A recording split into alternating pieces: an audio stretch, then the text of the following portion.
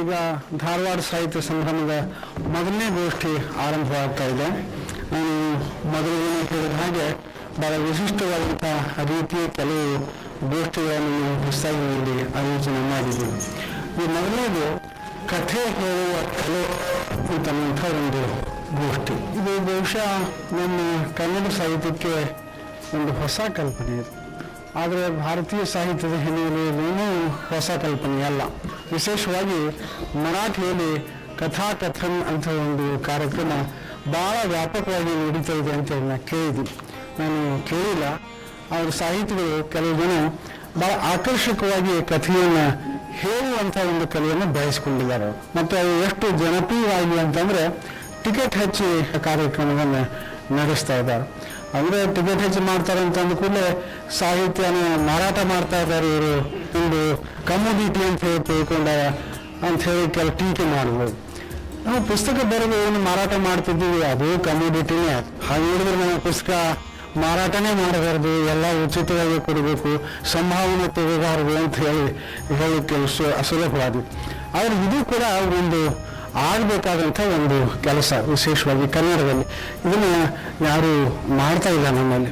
ನಾನು ಒಂದ್ಸಲ ಶ್ರೀನಿವಾಸ ವೈದ್ಯವರು ತಮ್ಮ ಕಥೆಗಳನ್ನು ಓದಿದ ಕಾರ್ಯಕ್ರಮವನ್ನು ಇದು ಕೇಳಿದೆ. ಧಾರವಾಡದಲ್ಲಿ ಅನ್ವೇಷಣ ಕೂಟದಲ್ಲಿ ಅವರ ಕಥೆಗಳನ್ನು ಓದಿದ್ರು.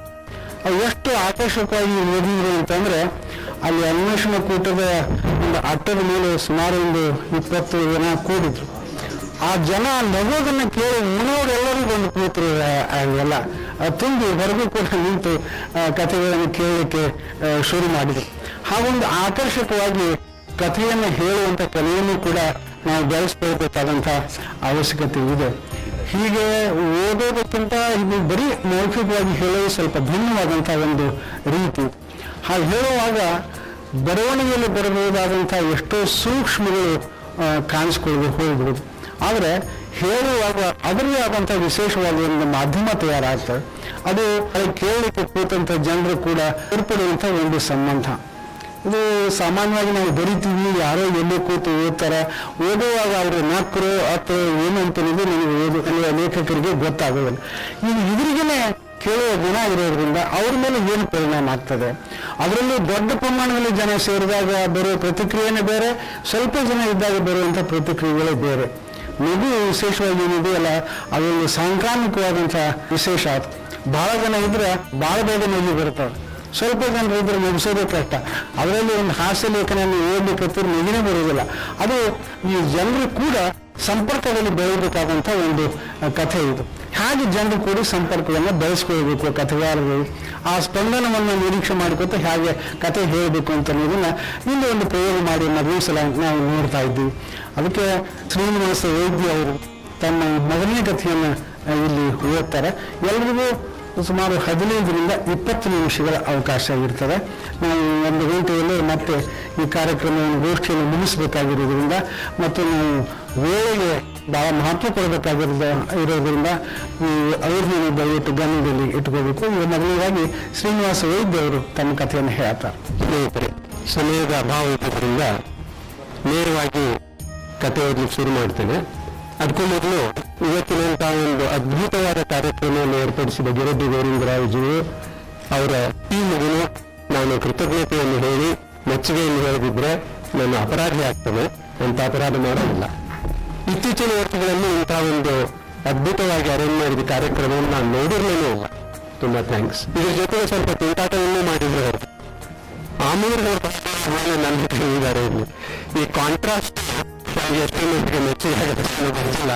ಅಟ್ಲೀಸ್ಟ್ ಕಾಂಟ್ರಾಕ್ಟ್ ಯಶಸ್ವಿಯಾಗಿತ್ತು ಅಂತ ಹೇಳ್ತೀನಿ. ಈಗ ನಾವು ಓದ್ತಿರೋ ಕಥೆ ಸುಮಾರು 60-70 ವರ್ಷದ ಹಿಂದೆ ಧಾರವಾಡದ ಕಾಮನ್ಪಟ್ಟಿ ಶುಕ್ರವಾರ ಪೇಟೆಯಲ್ಲಿ ನಡೆದಿರಬಹುದಾದಂತಹ ಒಂದು ಘಟನೆ ಅಂತ ನೀವು ತಿಳ್ಕೊಂಡ್ರೆ ಆ ಹಿನ್ನೆಲೆ ನಿಮಗೆ ಅದಕ್ಕೆ ಬೇಕಾಗುವಂತ ಇದನ್ನು ಒದಗಿಸಬಹುದು. ಮಾಘ ಮಾಸದ ಶುಕ್ಲಪಕ್ಷ ದ್ವಾದಶಿ ನಮ್ಮ ತಂದೆಯವರ ಶ್ರಾದ್ದದ ದಿನ. ಅದು ಸಾಧಾರಣ ಜನವರಿ ಫೆಬ್ರವರಿ ತಿಂಗಳಿಗೆ ಯಾವಾಗ ಬರ್ತಿದೆ. ಆ ಸುಮಾರು ನನ್ನ ಸ್ವರ್ಗಸ್ಥ ತಂದೆಯವರು ನೆನಪು ನನಗೆ ಎಡೆಬಿಡ್ಬೇಕಾಗ್ಲಿಕ್ಕೆ ಶುರು ಮಾಡಿಬಿಡ್ತು. ಬಿಟ್ಟು ಬಿಡ್ಬೇಕಾಗ್ತದೆ. ನನ್ನ ತಂದೆ ಸಾಧನೆಯನ್ನು ತಿಳ್ಕರ್ ತತ್ವಗಳನ್ನ ತಮ್ಮ ಜೀವನದಲ್ಲಿ ಅಳವಡಿಸಿಕೊಳ್ಳಲಿಕ್ಕೆ ಒದ್ದಾಡಿದವರು. 1-2 ಸಲ ಜೈಲ್ಗೂ ಹೋಗಿ ಬಂದವರು. ಹಾಗಾಗಿ ಅವ್ರಿಗೆ 4 8 ಚಿಲ್ಲರೆಗಳಿಂದ ತುಂಬಿದ ಲೋಕದಲ್ಲಿ ವ್ಯವಹರಿಸಲಿಕ್ಕೆ ಬರಲೇ ಇಲ್ಲ, ಕಟ್ತಂಕ ಬರಲಿಲ್ಲ ಪಾಪ. ನಮ್ಮದು ನರಸಿಂಹನ ವಾಕ್ಯ, ನಮ್ಮ ತಂದೆದು ಶ್ರೀಮತ್ ಗಾಂಭೀರ್ಯದಿಂದ ತುಸುಮಟ್ಟಿಗೆ ಉಗ್ರವೇ ಅನ್ನಬಹುದಾದ ರೂಪ, ಸಾಮಾನ್ಯಕ್ಕಿಂತ ಸ್ವಲ್ಪ ಎತ್ತರವೇ ದಪ್ಪವೇ ಅನ್ನಬಹುದಾದ ಮೈಕಟ್ಟು, ದುಂಡು ಮುಖಕ್ಕೆ ಒತ್ತಡ ಕಂಡ ಗಣ್ಣು, ತಿದ್ದಿ ತೀಡಿ ಎರಡೂ ಕಡೆ ಚೂಪಾಗಿ ಬೆಳೆಸಿದ ಜೊಂಡು ಮೀಸೆ, ಮಸೂನ್ ಕಟ್ಟ ತಲೆ, ಮಂಗಳಾರತಿ ಬರಲಾದ ಚಂಡಿಕೆ, ನಿತ್ಯ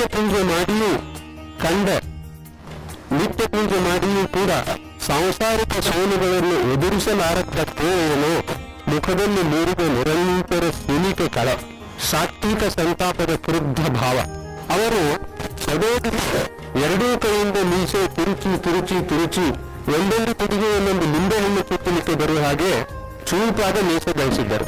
ಕ್ರಾಂತಿಕಾರಿ ಆಜಾದ್ನಂತೆ ಯಾವಾಗಲೂ ಎಡಗೈಯಿಂದ ಬಲಗೈ ಮೀಸೆ, ಬಲಗೈಯಿಂದ ಎಡಗೈ ಮೀಸೆ, ಯಾವುದಾದ್ರೂ ಒಂದು ಕೈ ತುರಿಕೆ ಅನುಭವಿಸ್ತಿದ್ರೆ ಹೊರತು ಅದೇ ಕೈಯಿಂದ ಅದೇ ಮೀಸೆಯನ್ನು ಎಂದೂ ನೇವರಿಸಲಿಲ್ಲ ಅವರು.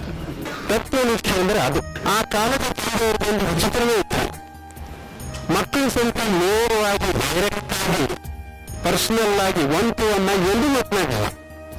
ಏನೇ ಮಾತಾಡಿದ್ರೆ ನಮ್ಮ ಶ್ರೀಮತಿಯವರ ಮುಖಾಂತರ ಅಂದ್ರೆ ನನ್ನ ಮಾತೋಶ್ರೀಯವರ ಮುಖಾಂತರ ಬಹುಶಃ ಯುವಕರು ತನ್ನ ಮಕ್ಕಳನ್ನು ಹಿಂದೆ ಬೆಳೆಸಿದ್ರು ಅಂತ ಕಾಣಿಸ್ತದೆ. ಒಂದು ಸ್ವಲ್ಪ ಪ್ರೀತಿ ವಾತ್ಸಲ್ಯ ಅವೆಲ್ಲ ತೋರಿಸ್ಬಿಟ್ರೆ ಮಕ್ಕಳು ಕೆಟ್ಟ ಹಾಳಾಗಿ ಹೋಗ್ತಾವ ಅಂತ ಹೇಳ್ತಾರೆ. ಅಷ್ಟೇ ಅಲ್ಲ, ಪರೋಕ್ಷವಾಗಿ ಇಂಡೈರೆಕ್ಟ್ ಆಗಿ ಸ್ವಲ್ಪ ಏನೇ ಮಾತಾಡಿದ್ರು ಅದು ಕೂಡ ಅತ್ಯಂತ ವೈಭವಪೂರಿತವಾದ, ತೀಕ್ಷ್ಣವಾದ, ಹರಿತವಾದ, ಉಗ್ರವಾದ ವ್ಯಂಗ್ಯದಿಂದ ಕೂಡಿರ್ತಿತ್ತು. ಅಬಾಬಾಬಾಬಾಬ ಅಂತಹ ರುದ್ರ ಗಂಭೀರ ಶ್ರೀಮಂತ ವ್ಯಂಗ್ಯವನ್ನು ನಾನು ಆಮೇಲೆ ಕೇಳಲೇ ಇಲ್ಲ, ನಾನು ಅನುಭವಿಸಲೇ ಇಲ್ಲ. ಈ ರೀತಿ ನಮ್ಮ ಹಿರಿಯರ ಕಠೋರ ಭಕ್ತರ ಆಡಳಿತದಲ್ಲಿ ನಾನು, ನನ್ನ ಅಕ್ಕ ಸರೋಜಕ್ಕ ಇಬ್ಬರು ಬೆಳೆದವು. ಸರೋಜಕ್ಕನ ಸಂಖ್ಯೆ ಮಾತ್ರ ಸ್ವಲ್ಪ ಆವಾಗ ಪ್ರೀತಿಯಿಂದ ಮಾತನಾಡ್ತಿದ್ರು. ಬಹುಶಾಕಿ ಮನೆ ಬಿಟ್ಟು ಹೊರಗೆ ಹೋಗೋ ಹೆಣ್ಣು ಅಂತಲೇ, ಕುಲಕ್ಕೆ ಹೊರಗಾಗುವ ಹೆಣ್ಣು ಅಂತಲೇ. ನನ್ನ ಜೊತೆ ಮಾತ್ರ ಎದುರಾಳಿ ಅಂತೆ.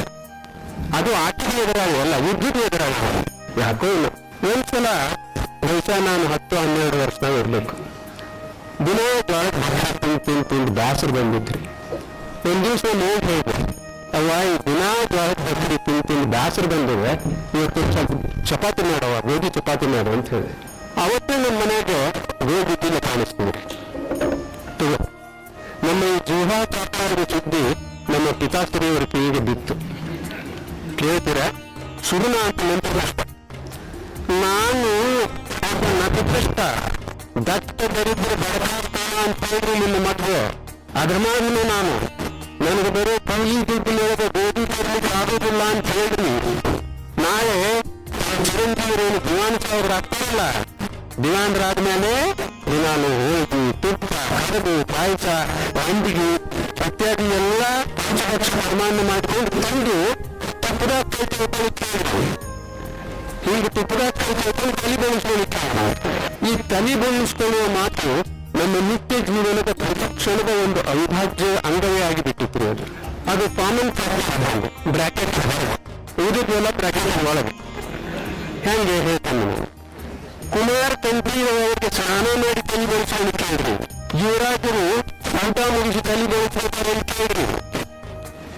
ಪಡಸಾಲೆಯಿಂದ ಮಾಡಿ ಸೈಕಲ್ ಹೊರಗೆ ತಲೆ ಬೆಳೆಸ್ಕೊಂಡ್ರು ನಿಮ್ಮ ಚಿರಂಜೀವರಿಗೆ.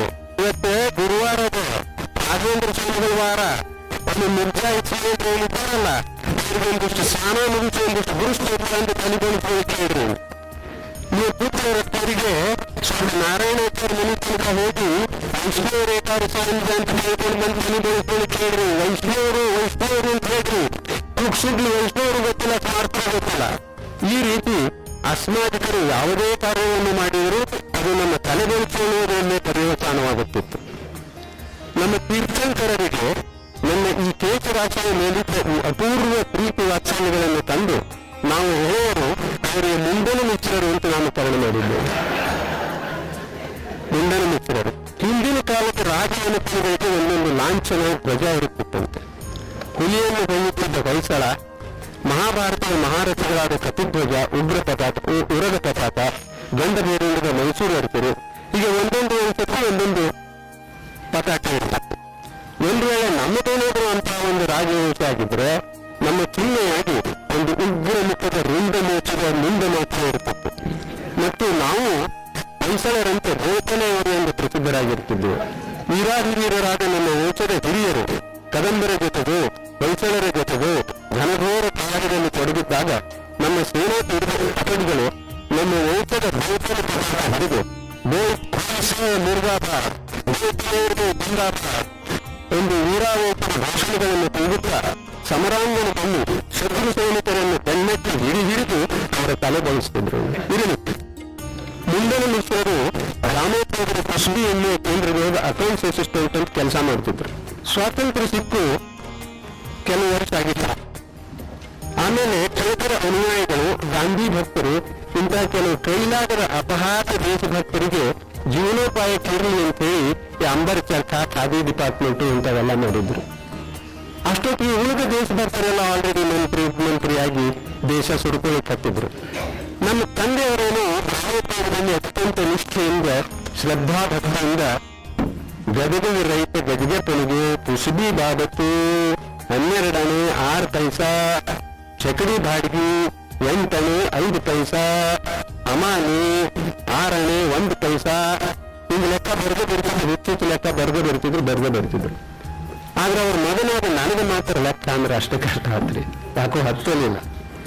ಒಮ್ಮೆ ಬಹುಶಃ ನಮ್ಮ 6ನೇ ಪರೀಕ್ಷೆಯಲ್ಲಿ ಗಣಿತ ಪೇಪರ್ನಲ್ಲಿ ನಮಗೆ ಗುಂಡು ಗುಂಡಾದ ಒಂದು 0 ಪ್ರಾಪ್ತವಾಗಿತ್ತು. ಸಣ್ಣ ದೊಡ್ಡದು ಅಭವ.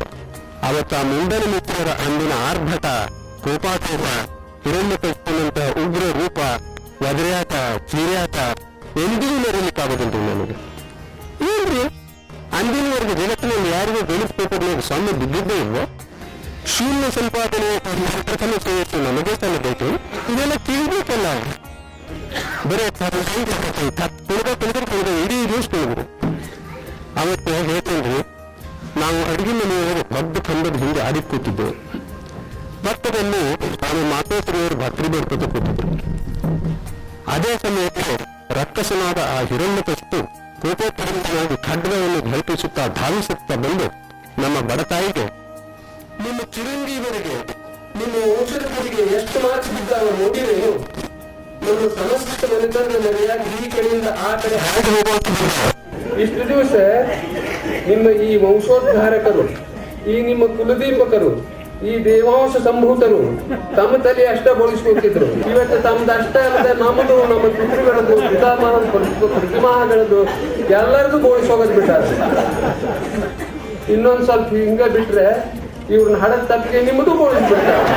ಒಂದ್ ಸಣ್ಣ ಮಣ್ಣಿ ತಂದು ಕೂಡ್ರಿ ಇದ್ರ ಮೇಲೆ ಮುಗಿಸ್ತೇನೆ ಅಂತಾರೆ. ಎಲ್ಲಿದ್ದಾರೆ ನಿಮ್ಮ ಪುತ್ರ ರತ್ನರು? ಎಲ್ಲಿದ್ದಾರೆ? ಈ ಮನೆತನದ ಮೇಧಾವಿ ಗಣಿತಜ್ಞ ಶ್ರೀನಿವಾಸ ರಾಮಾನುಜಂ ಅವರು ಎಲ್ಲಿದ್ದಾರೆ? ದೈವಿ ಕಡೆಯಿಂದ ತುಂಬಿ ತುಳುಕುತ್ತಿರುವ ಅವರ ಆ ದರಿದ್ರ ವದನಾರವಿಂದ ದರ್ಶನ ಮಾಡಿಕೊಂಡು ಹಾಳಾಗಿ ತಲೆಬೋಡಿಸಿಕೊಂಡು ಹೋಗ್ಬೇಕಂತ ಎಲ್ಲಿದ್ದಾರೆ?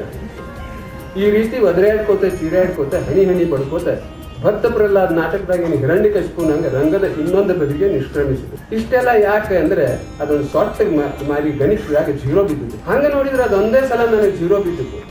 ಅದಕ್ಕೂ ಮೊದಲೆಲ್ಲ ಚಲೋತ್ನೆ 100, 7, 8 ಮಾರ್ಕ್ಸ್ ಏನೇ ಇರಲಿ. ಅವತ್ತಿನ ನಮ್ಮ ಪಿತಾಶ್ರೀಯವರ ಹಿರಣ್ಯಕಶಿಪುನ ಆರ್ಭಟಕ್ಕೆ ಕಂಬದ ಹಿಂದೆ ನಾವು ಕಂಬದ ಒಳಗೆ ಸಾಕ್ಷಾತ್ ನರಸಿಂಹಸ್ವಾಮಿಯು ಗಡ ತಮ್ಮದೊಂದೇ ರೌದ್ರ ಕ್ರೌರ್ಯ ಸಾಲದೇನೋ ಎಂಬವ್ರ ಹಂಗೆ ನಮ್ಮ ತಂದೆ ಆಗಿನ ಸಾಲಿಗೆ ಬಂದು ಮಾಸ್ತರಿಗೆ ಸಹಿತ ನನ್ನ ಮಗ ಅಂತ ಅನುಮಾನ ಮಾಡಬೇಡ್ರಿ, ಏನಾರು ಮಾಡಿದ ಅಂದ್ರೆ ಈಗ ಕಳಿಸ್ಲಿ, ಏನಾರು ತಪ್ಪು ಮಾಡಿದ ಅಂದ್ರೆ ಹಾಕ್ರಿ ಅವ್ರು ಅಂತ ಬಜಾಯಿಸಿ ಹೋಗಿಬಿಟ್ಟಿದ್ದು. ಕೇಳ್ಬೇಕ್ರಿ, ಮೊದ್ಲ ಮಂಗ್ಯಾನಂತ ಮಾಸ್ತರ್ಗಳು ಮುಂದೆ ಕೇವಲ ಇವ್ರ ಮಗ, ಈ 63ನ ಮಗ ಅಂತ ಏನೋ ಮಾಡ್ಲಿ ಬಿಡ್ಲಿ ಹೊಡಿಲಿಕ್ಕೆ ಯಾರಿಗೆ ಹೇಳೋದ್ರಿ? ಹಿಂಗ ಅನುಭವಿಸಿದ್ವಿ. ಆವಾಗಿನ ಕಾಲಕ್ಕೆ ಈಗ ನಂಗೆ ಪ್ರಾಣಿ ದಯಾ ಸಂಘ ಸಂಸ್ಥೆಗಳು ಸಹಿತ ಒಮ್ಮೊಮ್ಮೆ ನಮ್ಮ ತಂದಿನ ನೋಡಿ ನನಗೆ ಕೆಟ್ಟ ಅನಿಸ್ತಿತ್ತು. ಪಾಪ ಅವ್ರು ತಾವು ನೆಚ್ಚಿದ ಆದರ್ಶಗಳಿಗೆ, ನಂಬಿದ ತತ್ವಗಳಿಗೆ ನಿಷ್ಠರಾಗಿ ಬದುಕಲಿಕ್ಕೆ ಒದ್ದಾಡ್ತಿತ್ತು. ಆದರೆ ಸುಳ್ಳು, ಮೋಸ, ವಂಚನೆಯಿಂದ ತುಂಬಿದ ಈ ನಿತ್ಯದ ಬದುಕಿನ ಜೊತೆಗೆ ಅವರಿಗೆ ಹೊಂದಾಣಿಕೆ ಮಾಡಿಕೊಳ್ಳಿಕ್ಕೆ ಬರಲೇ ಇಲ್ಲ. ಇದೇ ಸುಮಾರಿಗೆ ಅವರ ಅಣ್ತಮ್ಮಂದ್ರು ಅಂದ್ರೆ ನಮ್ಮ ಕಕ್ಕಂದ್ರೆ ಸಹಿತ ಕೈ ಕೊಟ್ಟರು. ಅತ್ಯಂತ ಸಣ್ಣತನ ಮಾಡಿ, ಧೂರ್ತತನ ಮಾಡಿ ಅವರ ಆಸ್ತಿ ಪಾಸ್ತಿ ಎಲ್ಲ ಎಗರಿಸಿಬಿಟ್ರು. ಆಸ್ತಿ ಪಾಸ್ತಿ ಕಳ್ಕೊಂಡಿದ್ದಕ್ಕೆ ಅವ್ರಿಗೇನು ಅಷ್ಟು ಕೆಟ್ಟ ಅನಿಸ್ಲಿಲ್ಲ. ಆದರೆ ಮನುಷ್ಯರೆಂಬವರು, ವಿಶೇಷತಃ ತನ್ನವರೆಂಬವರು ಸಣ್ಣತನ ನೋಡಿ, ಶೂದ್ರತನ ನೋಡಿ ಅವ್ರು ಗಾಬರಿ ಆಗಿಬಿಟ್ಟು ಒಮ್ಮೊಮ್ಮೆ ತಾವೊಬ್ಬರೇ ಇದ್ದಾಗ ಪಂಚಮಹಾಭೂತ ಎಲ್ಲ ಸುಳ್ಳು, ಪಂಚಮಹಾಭೂತ ಎಲ್ಲ ಸುಳ್ಳು, ಮನುಷ್ಯನ ಬರೀ ಮಣ್ಣಿನಿಂದ ಮಾಡ್ಯಾರ, ಬರೀ ಮಣ್ಣು, ಆಕಾಶ ಕರುಣೆ ಎಲ್ಲ ಎಲ್ಲದೆ ಬರೀ ಮಣ್ಣು ಮಣ್ಣು. ಪಂಚಮಹಾಭೂತಗಳನ್ನು ನೋಡಿದು ಒಂದು ಅಕರಾಳ ವಿಕರಾಳ 6ನೇ ಭೂತ ಆಗ್ಯಾನ ಮನುಷ್ಯ, 6ನೇ ಭೂತ ಅಂದು ತಮ್ಮಷ್ಟಕ್ಕೆ ತಾವೇ ಒಟ್ಟುಗೂಡ್ತಿದ್ರು. ಮುಗ್ಧ ಹೆಂಡತಿ, ಅಬೋಧ ಮಕ್ಕಳು, ಹೀಗಾಗಿ ಅವರ ಭಾವನಾ ಪ್ರಪಂಚದಾಗ ಯಾರ ಜೊತೆಗೂ ಹಂಚಿಕೊಳ್ಳಲಾಗದ ಒಂದು ಬೃಹತ್ ಶೂನ್ಯತೆ ಆವರಿಸಿಕೊಂಡು ಅಂತರಂಗದ ಅವ್ಯಕ್ತ ಭೀತಿಗೆ, ಬೆಂಬಿಡಿದ ಪರದೇಶಿತನದ ಭಾವನೆಗೆ ಬೇಸತ್ತು ಮೌಲ್ಯರಹಿತ ಸಮಾಜದಲ್ಲಿ ಬದುಕಲಿಕ್ಕಾಗದೆ ಕ್ರುದ್ಧರಾಗಿ ಅವರು ಇಡೀ ವಿಶ್ವದ ತಲೆ ಬೋಳಿಸ್ಲಿಕ್ಕೆ ಹೊರಟಂತೆ. ಒಂದು ದೃಷ್ಟಿಯಿಂದ ಅವರೊಬ್ಬರು ಆಂಗ್ರಿ ಓಲ್ಡ್ ಮ್ಯಾನ್. ಅಂತೂ ಶಾಲೆಯ ಓದಿನಲ್ಲಿ, ಬಾಲ್ಯದ ಆಟ ಪಾಠಗಳಲ್ಲಿ, ಸರೋಜಕ್ಕನ ಜೊತೆ ಜಗಳಾಟದಲ್ಲಿ ದಿನ ಕಳೆದದ್ದೇ ಗೊತ್ತಾಗಲಿಲ್ಲ. ಒಂದು ದಿನ ಇದ್ದಕ್ಕಿದ್ದಂಗೆ ದೊಡ್ಡವನಾಗಿ ಗ್ರಾಜ್ಯುಯೇಷನ್ ಮುಗಿಸಿ ಮುಂಬೈಗೆ ಹೊರಟು ನಿಂತುಬಿಟ್ಟಿದ್ದೆ. ಆಗಿನ ದಿನದಾಗ ಶಾಲಿ ಕಾಲೇಜನ್ನು ಓದು ಮುಗಿಯುತ್ತಲೇ ಎಲ್ಲರೂ ಬುದು ಬುದು ಬುದು ಬುದು ಅಂತ ಮುಂಬೈಗೆ ಹೋಗಿಬಿಡ್ತಿದ್ದೀವಿ. ಹುಟ್ಟಿಸಿದ ದೇವರು ಹುಲ್ಲು ಮೇಯಿಸಿದ್ರು, ಅದನ್ನು ಮುಂಬೈದೊಳಗನ ಮೇಯಿಸ್ತಿದ್ದ. ಹೀಗಾಗಿ ಆ ಬುದು ಬುದುದೊಳಗೆ ನಾನು ಒಬ್ಬ ಬುದು ಆಗಿ ಮುಂಬೈಗೆ ಹೊರಟು ಬಿಟ್ಟಿದ್ದೆ. 1959 ಮೇ ತಿಂಗಳ 29ನೇ ತಾರೀಕು ನನಗೆಂದೂ ಮರೆಯಲಿಕ್ಕಾಗಲಿಲ್ಲ. ಅವತ್ತು ಧಾರವಾಡ ತಾಯಿಗೆ ಶರಣ ಹೊಡೆದಿದ್ದೆ. ನನ್ನ ಜೀವನದ ಬಾಲ್ಯಕಾಂಡ ಮುಗಿದು ಸುಂದರಕಾಂಡನೋ ಇಲ್ಲ ಬಂದರಕಾಂಡನೋ ಯಾವುದೋ ಒಂದು ಹೊಸ ಅಧ್ಯಾಯ ಪ್ರಾರಂಭ ಆಗೋದಿತ್ತು. ಅವತ್ತು ಮಧ್ಯಾಹ್ನ 3:58ಕ್ಕೆ ಪೂನಾ ಮೇಲ್ ಧಾರವಾಡ ಸ್ಟೇಷನ್ ಬಿಡೋದಿತ್ತು. ಮರುದಿವ್ಸ ಮುಂಜಾನೆ ಪುಣೆದಾಗ ಗಾಡಿ ಬದಲು ಮಾಡಿ ಮುಂಬೈಗೆ ಹೋಗ್ಬೇಕು. ಕಳೆದ 7-8 ದಿನಗಳಿಂದ ಮನೆಯಲ್ಲಿ ಗೆಳೆಯರ ಬಳಗದಲ್ಲಿ ಅತ್ಲಾಗ ಎಲ್ಲಿ ನೋಡಿದಲ್ಲಿ ಅದೇ ಮಾತ ನಡೆದಿತ್ತು. ಗಾಡಿ ಹೆಂಗ್ ಹತ್ತಬೇಕು, ಪುಣೆದಾಗ ಪ್ಲಾಟ್ಫಾರ್ಮ್ ಹೆಂಗ್ ಬದಲು ಮಾಡಬೇಕು, ಪುಣೆದ ಹಮಾಲ್ರು ಹಮಟ್ಯಾಗಳು ಇರ್ತಾರೆ, ಅವ್ರ ಸಂಖ್ಯೆ ಹೆಂಗ್ ಜಿಕೇರಿ ಮಾಡಬೇಕು, ಮುಂಬೈ ವಿಟಿ ಸ್ಟೇಷನ್ ಒಳಗೆ ಯಂಕಣ್ ಕಾಕ ಕರೀಲಿಕ್ಕೆ ಬಂದಿದ್ದಿಲ್ಲ ಅಂದ್ರೆ ಏನ್ ಮಾಡ್ಬೇಕು, ಇದನ್ನು ಹೊಡಿತದಲ್ರಿ, ಬಂದ್ರೆ ಏನ್ ಮಾಡ್ಬೇಕು, ಏನ್ ಮಾಡಬಾರ್ದು, ಇವೇ ಮಾತು ಕೇಳಿ ತಲೆ ಚಿಟ್ಟು ಹಿಡ್ದೋಗಿತ್ತು. ಅವ ಮಾತು ಕೇಳಿ ಮೊನ್ನೆಯಿಂದ ಯಾಕೋ ನನ್ನ ಪಿತಾಶ್ರೀಯವರು ಸ್ವಲ್ಪ ಮೆತ್ತಗಾಗಿದ್ರು. ನನಗೆ ಕೇಳಿಸೋ ಹಂಗೇನೆ ನನ್ನ ತಾಯಿಗೆ ಎಳ್ಳಕ್ಕೆ ಸರಿಯಾಗಿ ಊಟ ಮಾಡ್ಲಿಕ್ಕೆ ಹೇಳ್ರಿ, ಪ್ರಕೃತಿ ಸಂಭಾಳಿಸ್ಲಿಕ್ಕೆ ಹೇಳ್ರಿ, ಏನಾರ ಅನುವು ಅಪಾಂತ ಬಂದ್ರೆ ಬರೀ ಹೇಳ್ರಿ, ಎಷ್ಟೇ ತ್ರಾಸ ಆದ್ರೂ ಚಿಂತಿಲ್ಲ, ರೊಕ್ಕ ಕಳಿಸ್ತೇನೆ ಅಂತ ಹೇಳ್ರಿ ಅಂತ ಪದೇ ಹೇಳ್ತಿದ್ರು. ಅವ್ವ ಒಂದು ಬೇರೆ ಆಲಿಮನೆ ಕಟ್ಟಿ ತಿಂದ ಹೆಸರಿಟ್ಟು ಉಂಡಿ ಮಾಡಿ ಕೊಟ್ಟಿದ್ಲು. ಸರೋಜಕ್ಕ ದೀಪಾವಳಿ ಆರತಿ ಒಳಗೆ ಕೂಡಿಸಿಟ್ಟಿದ್ದು 10 ರೂಪಾಯಿ ನನ್ನ ಕೈಯಾಗ ಕೊಟ್ಟು ನನ್ನ ಜೊತೆ ಮೇಲಕ್ಕೆ ತರ್ಲಿಕ್ಕೆ ಹೇಳಿದ್ಲು. ಅವತ್ತು ಧಾರವಾಡ ಸ್ಟೇಷನ್ಗೆ ನಾನು ಬೀಳ್ಕೊಡ್ಲಿಕ್ಕೆ ಅಂತ ಅನೇಕ ಗೆಳೆಯರು, ಸರೋಜಕ್ಕ ಹಾಗೂ ಅತಿ ಕೆಲವು ಗೆಳತಿಯರು ಬಂದಿದ್ರು. ನನ್ನ ಅವ್ವ ಮನೆಯಿಂದನೇ ಆಶೀರ್ವಾದ ಮಾಡಿ ಕಳಿಸಿದ್ರು. ಪ್ಲಾಟ್ಫಾರ್ಮ್ ಮೇಲೆ ಸರೋಜಕ್ಕನ ಗೆಳತಿಯರು ಒಂದ್ ಕಡೆ, ನಾವೆಲ್ಲ ಗಂಡು ಹುಡುಗರು ಒಂದ್ ಕಡೆ ಗುಂಪಾಗಿ ನಿಂತು ಹರಟೆ ಹಿಡಿಲಿಕ್ಕೆ ಹತ್ತಿದ್ವಿ. ಗಾಡಿ ಬರ್ಲಿಕ್ಕೆ ಇನ್ನೂ 10-15 ಮಿನಿಟ್ ಇತ್ತು. ಮುಂಬೈ ಒಳಗೆ ಯಾವ್ಯಾವ ಫಿಲ್ಮ್ಸ್ ಎಲ್ಲೆಲ್ಲಿ ಇರ್ತಾರೆ, ಸ್ಕೂಲ್ ಎಕನಾಮಿಕ್ಸ್ ಒಳಗೆ ಎಮ್ಮೆ ಮಾಡಿದ್ರೆ ಹೆಂಗೆ, ಮರಾಠಿ ಹುಡುಗರು ಭಾಳ ಚಂದ ಇರ್ತಾರೆ ಕರೆ ಆದ್ರೆ ಭಾಳ ನಕರ ಮಾಡ್ತಾರೆ ಇತ್ಯಾದಿ ನನಗರಿವಿಲ್ಲದಂತೆ ಹರಟೆಗೆ ರಂಗು ಏರ್ಲಿಕ್ಕೆ ಹತ್ತಿತ್ತು. ಅಷ್ಟರಾಗೆ ಏಸ್ಕೊಂಡು ಬಂದು ಕಡಿ ಗಂಟಿ ಹೊಡೆದ. ನನ್ನ ಗೆಳೆಯರು ಒಂದೊಂದ ಬ್ಯಾಗ್ ಎತ್ತಲಿಕ್ಕೆ ಹತ್ತಿದ್ರು. ಸರೋಜಕ್ಕ ಬಂದು ಇನ್ಮೇಲೆ ಸಿಗರೇಟ್ ಸಿಗುದು ನಾನು ತಾಣಿ ಮಾಡಿಸ್ಕೊಂಡ್ಲು. ಆಕೆ ಗೆಳತಿಯರು ಸಿನಿ ದೀಪಾವಳಿ ಹಾಡಿ ಆಡೋಣ ಅನ್ಲಿಕ್ಕೆ ಹತ್ತಿದ್ರು. ದೂರ ನವನೂರು ತಿರುವಿನ ಹತ್ತಿರ ಪೂನಾ ಮೇಲೆ ಝುಕ್ ಹೋಗಿ ಕಾಣಿಸ್ಲಿಕ್ಕೆ ಹತ್ತಿತ್ರಿ. ಅಷ್ಟಾಗೆ ನನ್ನ ಗೆಳೆಯ ಪಾಟೀಲ್ ಪರಮೇಶ್ವರ್ ನನ್ನ ಹತ್ರ ಬಂದು ಸಿನಿ ಪಾದ ಬರ್ಲಿಕ್ಕೆ ನೋಡು ಅಂದ. ನಾನು ಬೇಕಿನ ಕಡೆಗೆ ನೋಡಿದೆ. ನಮ್ಮ ಬಾಪ ಭೂತ್ರ ಎತ್ತಿ ಹಿಡಿದು ದಾಪಗಾಲ ಹಾಕುತ್ತೆ ಹೋಗುಸರು ಕೂತು ಲಘುಬಗೆಯಿಂದ ಒಳಗೆ ಧಾವಿಸಿ ಬಂದ್ರು. ನಾನು ಅವ್ರ ಬಳಿ ಧಾವಿಸಿ, ಅಪ್ಪ ಈ ಬಿಸಿಲಾಗ ನೀವು ಯಾಕೆ ಬರ್ಲಿಕ್ಕೆ ಹೋಗಿದ್ರಿ ಎಲ್ಲಿ ಕೂತಂತೆಯೇ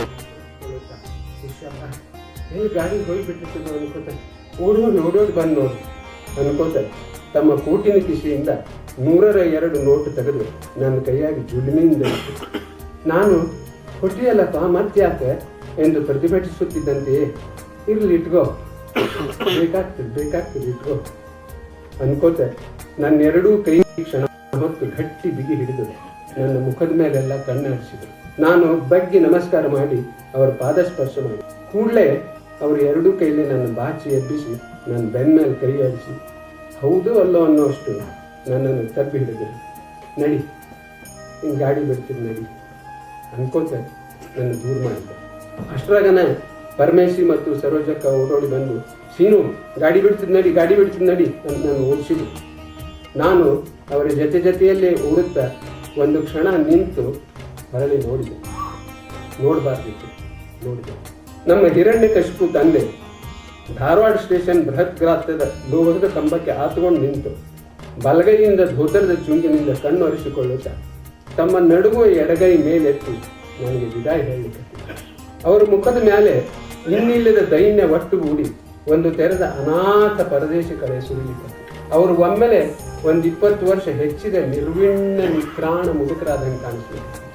ನನ್ನ ಜೀವನದ ಪ್ರಥಮೋಧ್ಯಾಯದ ಸಮಾಪ್ತಿ ಕಾಲದಲ್ಲಿ ಅವತ್ತು ಧಾರವಾಡ ಬಿಡುವಾಗಿನ ತೀರ ಕೊನೆಯ ಕ್ಷಣದಲ್ಲಿ ನಾನು ನನ್ನ ಕಣ್ಣುಗಳೊಳಗೆ, ಮನಸ್ಸಿನೊಳಗೆ, ಹೃದಯದೊಳಗೆ ನನ್ನ ಹೆತ್ತ ತಂದೆಯ ಈ ಕರುಣಾರ್ದ್ರ ದೈನಾಸ ಮೂರ್ತಿಯನ್ನು ತುಂಬಿಕೊಂಡು ಊರು ಬಿಟ್ಟೆ. ಗಾಡಿ ಬಿಟ್ಟು ಗಾಡಿ ಜೊತೆಗೇನ ಓಡೋಡಿ ಬಂದು ಟಾಟಾ ಹೇಳ್ಕೊತ ಗೆಳೆಯರ ಹಿಂದೆ ಕಣ್ಣು ತುಳುಕಿಸುತ್ತಾ ನಿಂತಿದ್ದ ಸರೋಜಕ್ಕ ಆಕೆ ಗೆಳತಿಯರು ದೂರ ಆದರು. Dharwad station, Barakotri, university level crossing ಎಲ್ಲ ಹಿಂದಿಸಿದ್ರು. ಆದ್ರೆ ಪ್ಲಾಟ್ಫಾರ್ಮಿನ ಮೇಲೆ ಕಂಬಕ್ವರೆಗೆ ಧೋತ್ರ ಚುಂಗ್ಲೆ ಕಣ್ಣೊರೆಸಿಗೊತ್ತ ನಿಂತ ಆ ನನ್ನ ಮುದಿ ತಂದೆ ಮಾತ್ರ ನನ್ನ ಜೊತೆಗೆ ಬಂದ ಬಿಟ್ಟು. ಅವತ್ತು ರೈಲ್ವೆ ಡಬ್ಬಿ ಒಳಗೆ ತರತರಿ ಜನ ತುಂಬಿದ್ರು, ಬಿಕ್ಕಿಯವರು, ಪಾಕರ್ಸು ಎಲ್ಲರೂ ಇದ್ರು. ಆದ್ರೆ ನಾನು ಮಾತ್ರ ಧಾರವಾಡ ಸ್ಟೇಷನ್ ಮೇಲೆ ಬಿಟ್ಟು ಬಂದ ಆ ಮುದಿ ಜೀವಕ್ಕೆ ಆರ್ತನಾಗಿ ದೀನನಾಗಿ ಕೇಳ್ಕೊಳ್ಳಿಕ್ಕತ್ತಿದ್ದೆ. ಅಪ್ಪ ಅಪ್ಪ, ಈ ದೈನ್ಯ, ಈ ಕಾರುಣ್ಯ ನೀವು ಒಪ್ಪುದಿಲ್ಲಪ್ಪ. ನೀವು ಮೊದಲು ಹಂಗ ಉಗ್ರರಾಗೇ ಇರ್ಬೇಕಪ್ಪ. ನೀವು ಹಿಂಗೆ ಸಣ್ಣ ಮಾಡಿ ಕಣ್ಣೀರು ಹಾಕಿದ್ರೆ ಅದು ಮನೆತನಕ್ಕೆ ಒಳ್ಳೇದಾಗೋದಿಲ್ಲಪ್ಪ. ನನ್ನ ಬಗ್ಗೆ ಏನೇನು ಚಿಂತೆ ಮಾಡಬೇಡಪ್ಪ. ನಾ ಹೊತ್ತಿಗೆ ಊಟ ಮಾಡಿ ತಿಂಡಿ ಮಾಡ್ಕೋತ ಸುಖದಿಂದ ಇರ್ತೇನಪ್ಪ. ಪ್ರಕೃತಿ ಸಂಭಾಳಿಸ್ತೇನಪ್ಪ. ಕಾಳಜಿ ಮಾಡಬೇಡಪ್ಪ. ಯಾವುದೇ ದೃಷ್ಟಿಯಿಂದ ನಿನ್ನ ಹೆಸರಿಗೆ ಕಳಂಕ ಬರದಂತೆ, ಮನೆತನದ ಮರ್ಯಾದೆಗೆ ಧಕ್ಕೆ ಬರದಂತೆ ಬದುಕ್ತೇನಪ್ಪ. ಇದನ್ನ ನೀ ಹಗಲೆಲ್ಲ ಹೇಳ್ತಿದ್ದೆಲ್ಲಪ್ಪ. ನಿಮ್ಮಿಬ್ಬರು ಮುಪ್ಪಿನ ಕಾಲಕ್ಕೆ ಗಿಣಿ ಸಾಕಿದಂಗೆ ಸಾಕ್ತೇನೆ ನೋಡಪ್ಪ. ಅಕ್ಕನ ಲಗ್ನ ಮಾಡೋಣಂತಪ್ಪ. ನಾ ದುಡ್ಡು ಕಳಿಸ್ತೇನಪ್ಪ. ನೀ ಅಗದಿ ಏನೇನು ಚಿಂತೆ ಮಾಡಬೇಡಪ್ಪ. ಗಾಡಿ ಹೊರಟ ಅದೆಲ್ಲ ಹಳೆ ಕಥೆ ಆತ್ರಿ. ಸರೋಜಕ್ಕನ ಲಗ್ನ ಆತು, ಆಕಿನ ಹುಬ್ಬಳ್ಳಿ ಕೊಟ್ವಿ. ಈಗ ಅವರಿಬ್ರು ಗಂಡ ಹೆಂಡತಿ ಪರದೇಶಕ್ಕೆ ಹೋಗ್ತಿದ್ದು ಬಿಟ್ಟಾರ. ಸುದ್ದಿ ಇಲ್ಲ, ಸುಖ ದುಃಖ. ಮುಂದೆ 8-10 ವರ್ಷದಾಗ ತಾಯಿ ತಂದೆ ಇಬ್ರು ಹೋಗ್ಬಿಟ್ರು. ಈಗ ನಾನು, ನನ್ನ ಹೆಂಡತಿ, ಮಕ್ಕಳು ಎಲ್ಲರೂ ಕೂಡಿ ಹಿರಿಯರ ಶ್ರಾದ್ದ ಕರ್ಮಗಳನ್ನು ಮಾಡಿದ್ವಿ. ಮಾಘ ಮಾಸದ ಶುಕ್ಲ ಪಕ್ಷ ದ್ವಾದಶಿ ನಮ್ಮ ತಂದೆ ಶ್ರಾದ್ದ. ವೈದಿಕರು ಏನೇನೋ ಮಣಮಣ ಅಂತ ಮಂತ್ರ ಅಂತಾರೆ. ತಮಗೂ ತಿಳಿದಿಲ್ಲ, ನಮಗೂ ತಿಳಿದಿಲ್ಲ. ಶ್ರದ್ಧೆಯಿಂದ ಮಾಡೋದ ಶ್ರಾದ್ದ ಅಂತಾರೆ. ಎಳ್ಳು ನೀರಿನ ತರ್ಪಣ ಬಿಡ್ರಿ ಅಂತಾರೆ. ಪ್ರತಿ ಮಾಘ ಮಾಸ ಶುಕ್ಲ ಪಕ್ಷದ ದ್ವಾದಶಿ ದಿವಸ ಧಾರವಾಡ ಸ್ಟೇಷನ್ದೊಳಗೆ ಕಂಬಕ್ವರೆಗೆ ಧೋತ್ರ ಚುಂಗ್ಲೆ ಕಣ್ಣೊರೆಸಿಕೊಳ್ಳುತ್ತಿದ್ದ ನಮ್ಮ ತಂದೆ ನೆನಪು ತೀವ್ರವಾಗಿ ಬರ್ತದೆ. ಅವರನ್ನು ನೆನೆಯುವುದೇ ನಾನು ತೋರುವ ಶ್ರದ್ಧೆ. ಆಗ ನನ್ನ ಕಣ್ಣಂಚಿನಲ್ಲಿ ತುಳುಕುವ 2 ಹನಿ ತರ್ಪಣ. ನಮ್ಮ ಕನ್ನಡದಲ್ಲಿ ನಮ್ಮ ಅತಿ ವ್ಯಾಪಕವಾಗಿ ಬೆಳೆಯುವುದು. ಹಾಸ್ಯೋತ್ಸವ ಅಂತ ಹೇಳಿ ಸಾಕಷ್ಟು ಜೋಕುಗಳನ್ನೆಲ್ಲ ಕೇಳಿದ್ದೀರಿ. ಅಂದರೆ ಮೊದಲಾಗಿ ಇಂಥ ಕಥೆಗಳನ್ನು ಹೇಳುವಂಥ ಒಂದು ಸಂಪ್ರದಾಯ ಕರ್ನಾಟಕದಲ್ಲಿ ಬೆಳೆಯುವುದು. ನೀವು ಭಾಳ ಬೇರೆ ದೂರದ ಊರಿನಿಂದೆಲ್ಲ ಬಂದಿದ್ದೀರಿ. ನಿಮ್ಮಲ್ಲೂ ಕೂಡ ಇಂಥ ಕಾರ್ಯಕ್ರಮ ಏರ್ಪಾಡು ಮಾಡಿ ಇದು ಒಂದು ಆಂದೋಲನವಾಗಿ ಹಬ್ಬ ಹಾಗೆ ಮಾಡಬೇಕು. ವೈದ್ಯರು ನಗಿಸುವಾಗ ನಗಿಸಿದ್ರು, ಬಳಸುವಾಗ ಅಳಿಸಿದ್ರು. ಕಥೆಗಳನ್ನು ಹೇಗೆ ಹೇಳಬೇಕು ಅಂತನ್ನೋದಕ್ಕೆ ಒಂದು ಮಾಡೆಲ್. ಇನ್ನೂ ಇಬ್ಬರು ಕಥೆಗಾರರು ತಮ್ಮ ಕಥೆಗಳನ್ನು ಹೇಳ್ತಾ ಇದ್ದಾರೆ. ಮಿತ್ರ ವೆಂಕಟನಾಥ್ ಅವರು. ನಾನು ಅವ್ರ ಯಾರಿಗೂ ಪರಿಚಯ ಮಾಡಿಕೊಡ್ಲಿಕ್ಕೆ ಹೋಗ್ತಾ ಇಲ್ಲ, ಅದು ಸಮಯ ಹೋಗ್ತದೆ ಅಂತ. ನಿಮಗೆ ಕೊಟ್ಟಿರುವಂಥ ಒಂದು ಸ್ಮರಣ ಸಂಚಿಕೆ ಏನಿದೆ ಅದರಲ್ಲಿ ಎಲ್ಲ ಲೇಖಕರ ಪರಿಚಯನೂ ಕೂಡ ಇದೆ. ಈಗ ಮಿತ್ರ ವೆಂಕಟರಾಜ್ ಅವರು ತಮ್ಮ ಕಥೆಯನ್ನು ಓದುತ್ತಾರೆ. ನಾನು ಅದನ್ನೇ ಹುಡುಕ ಹೊರಟಿದ್ದೇನೆ. ಯಾವುದೇ ಒಂದು ವಿಷಯ ಬಾಯಿಂದ ಬಾಯಿಗೆ ಹೋಗ್ತಾ ಅದರ ರೂಪ, ಆಶಯ, ಆಕೃತಿಗಳು ಬದಲಾಗ್ತಾ ಹೋಗುವುದನ್ನು ನಾವು ನೋಡ್ತೇವೆ. ನಮ್ಮೂರಿನಲ್ಲಿ ಹೇಳುವ ಹಾಗೆ ಅದಕ್ಕೆ ಕೈಕಾಲುಗಳು ಸೇರಿಕೊಳ್ತವೆ. ಈ ಪ್ರಕ್ರಿಯೆಯಲ್ಲಿ ಸತ್ಯ ಅಂದ್ರೆ ನಿಜವಾಗಿಯೂ ಏನು ಎಂಬ ಪ್ರಶ್ನೆ ಇರುತ್ತದೆ. ಇದು ಈ ಕಥೆಯ ಇನ್ನೊಂದು ಆಯಾಮ. ಇವೆರಡರ ಶೋಧನೆ ಜಾನಪದ ಜಾಡಿನ ಈ ಕಥೆ. ಹೀಗೆ ಇಲ್ಲೊಂದು ಕತೆ ಉಂಟು. ಕತೆ ಹೇಳುವವರು 3 ಜನ. ತೋಟದ ಕೆಲಸದ ಪುಷ್ಟ, ಮನೆ ಕೆಲಸದ ಗುಳ್ಳಿ, ಉಳಿಗದ ಸೀನಣ್ಣ. ಮೂವರದು 3 ದೃಷ್ಟಿ, 3 ಕಥೆಗಳು. ನಂಬಿಕೊಂಡು ಬಂದ ಸುಳ್ಳು ಸತ್ಯವೇ ಆಗಿಬಿಡುತ್ತದೆ. ಅದೇ ಮಾಯಕದ ಸತ್ಯ. ಈಗಷ್ಟೇ ಧಾರವಾಡ ಹೇಳಿದ್ರು, ಈಗ ಕುಂದಾಪುರ ಕನ್ನಡ.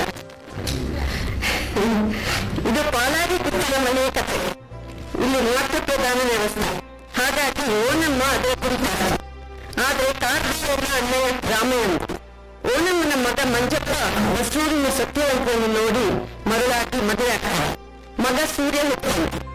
ಶಂಕರಣ್ಣ ಎಂಬ ವ್ಯಾಪಾರಿ ಮಂಜಪ್ಪನ ಗೆಳತನ ಬೆಳೆಸ್ತಾನೆ, ಅಷ್ಟೇ ಗೊತ್ತು.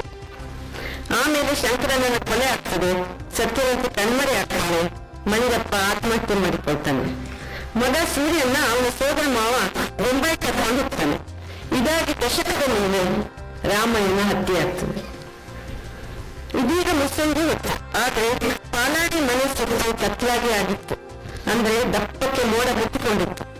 ಅಲ್ಲದೆ ಮನೆ ಗೊತ್ತಾದ ರಾಮಯ್ಯ ಸತ್ತು ಇನ್ನೂ ತಿನ್ನಲಾಗಲಿಲ್ಲ. ಹಾಗಾಗಿ ಅವನ ಸೂತಕದ ಕರು ನೆರಳಿಬೇಡ. ಮನೆ ಹಿಂದಿನ ಅಂಗಳದಲ್ಲಿ ಮನೆ ಕೆಲಸದ ಗುಳ್ಳಿ ಕೂತನ್ನೇ ತೋರಿಸ್ತಾ ಇದ್ಲು. ಬಚ್ಚಲೊಳಿ ಕೆಂಡದಲ್ಲಿ ಬೀಡಿ ಹಚ್ತಾ ಇದ್ದ ತೋಟದ ಕೆಲಸದ ಪುಷ್ಟ ಕುಶಾಲ್ ಮಾಡಿದ. ಓ ಗುಳ್ಳಿ, ರಾತ್ರಿ ಆಗ್ತದೆ ಬಣ್ಣ ಶುರುವೆಯ ಅಂದ. ಅದಕ್ಕೆ ಗುಳ್ಳಿ ಅಣ್ಣನು, ನಿನ್ನೆ ರಾತ್ರಿ ದೊಡ್ಡಬ್ಬ ಮನೆಯಿಂದ ಬರೋತ್ತಿಗೆ ನಡು ರಾತ್ರಿ ಅಂದು.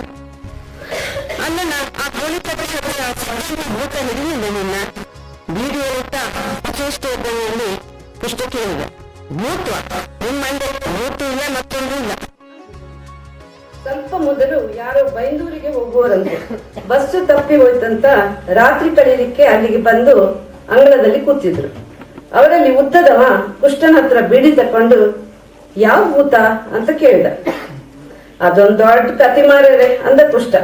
ಕುಷ್ಟನಿಗೆ ಏನಂದ್ರೆ ಅದೊಂದು ದೊಡ್ಡ ಕತೆ ಅಂತ ಹೇಳಿದ್ರೆ ಅವ್ನು ಯಾವ ಕಥೆಯನ್ನು ಶುರು ಮಾಡೋಕತ್ಲೇ ಇಲ್ಲ. ಇರ್ಲಿ, ಅದು ಬಿಡಿ.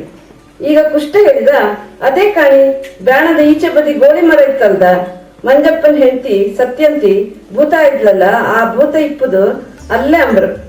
ಅಲ್ಲ ಹೇಳ್ತಾರಪ್ಪ, ನಂಗೊತ್ತಿಲ್ಲ. ಮೊನ್ನೆ ಹಾಂಗೆ ಆಯ್ತಲ್ಲ ಮಾರ್ರೆ, ಪೇಪರ್ನಾಗೆಲ್ಲ ಬಂದಿತ್ತಲ್ಲ.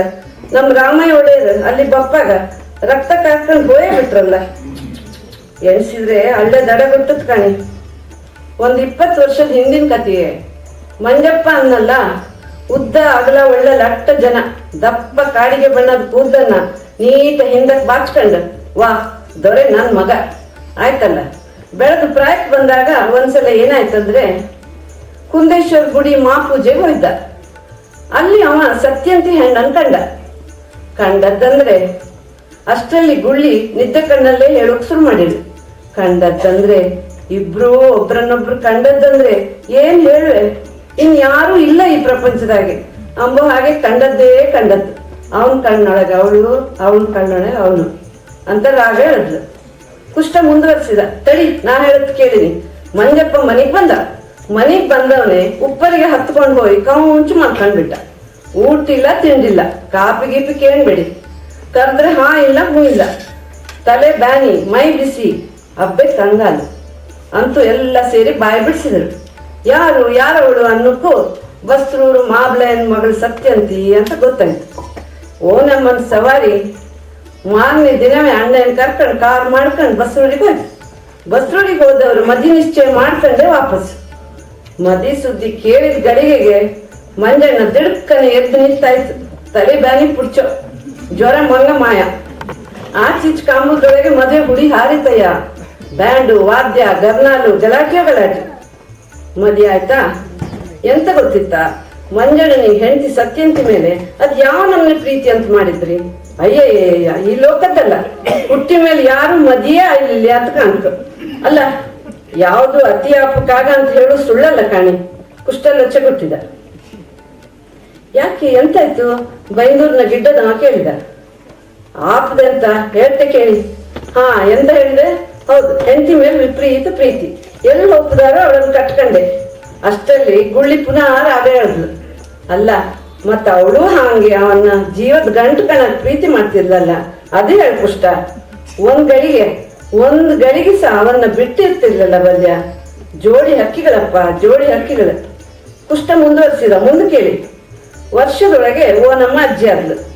ಮಗು ಸೂರ್ಯದೇವ್ರಂದ್ರೆ ಬೆಳ್ಳಿ ಉಂಡೆ, ಎಲ್ರು ಎತ್ತುದೇನು ಆಡ್ಸುದೇನು ಹಿಂಗಿಪ್ಪಾಗ ಅದೇನ್ ಕಂಡ್ಬಿತ್ತ ಆ ಮನೆ ಮೇಲೆ ಆ ಸುಟ್ಟು ಶಂಕರಣ್ಣ. ಅದೇ ಹೊತ್ತಿಗೆ ಮಂಜಪ್ಪನಿಗೆ ಮಡಿಗೆ ಶಂಕರಣ್ಣನ ದೋಸ್ತಿ ಆದ್ ಕಾಣಿ. ಅದ್ ಯಾವ ಗಳಿಗೊಳಗ್ ದೋಸ್ತಿ ಆಯ್ತಾ, ತೆಗ್ದ ಆ ಮನೆಯನ್ನ. ಕುಷ್ಟ ಪರ ಮಂಡೆ ಕೆರೆಸ್ಕೊಂಡ. ಎಂತ ಮಾಡ್ದ? ಮೈದೂರಿನ ಉದ್ದದ ಕೇಳಿದ. ಅಯ್ಯೋ ಮಾಡುದ, ಅವ ಎಂತ ಮಾಡ್ಲಿಲ್ಲ ಹೇಳಿನಿ.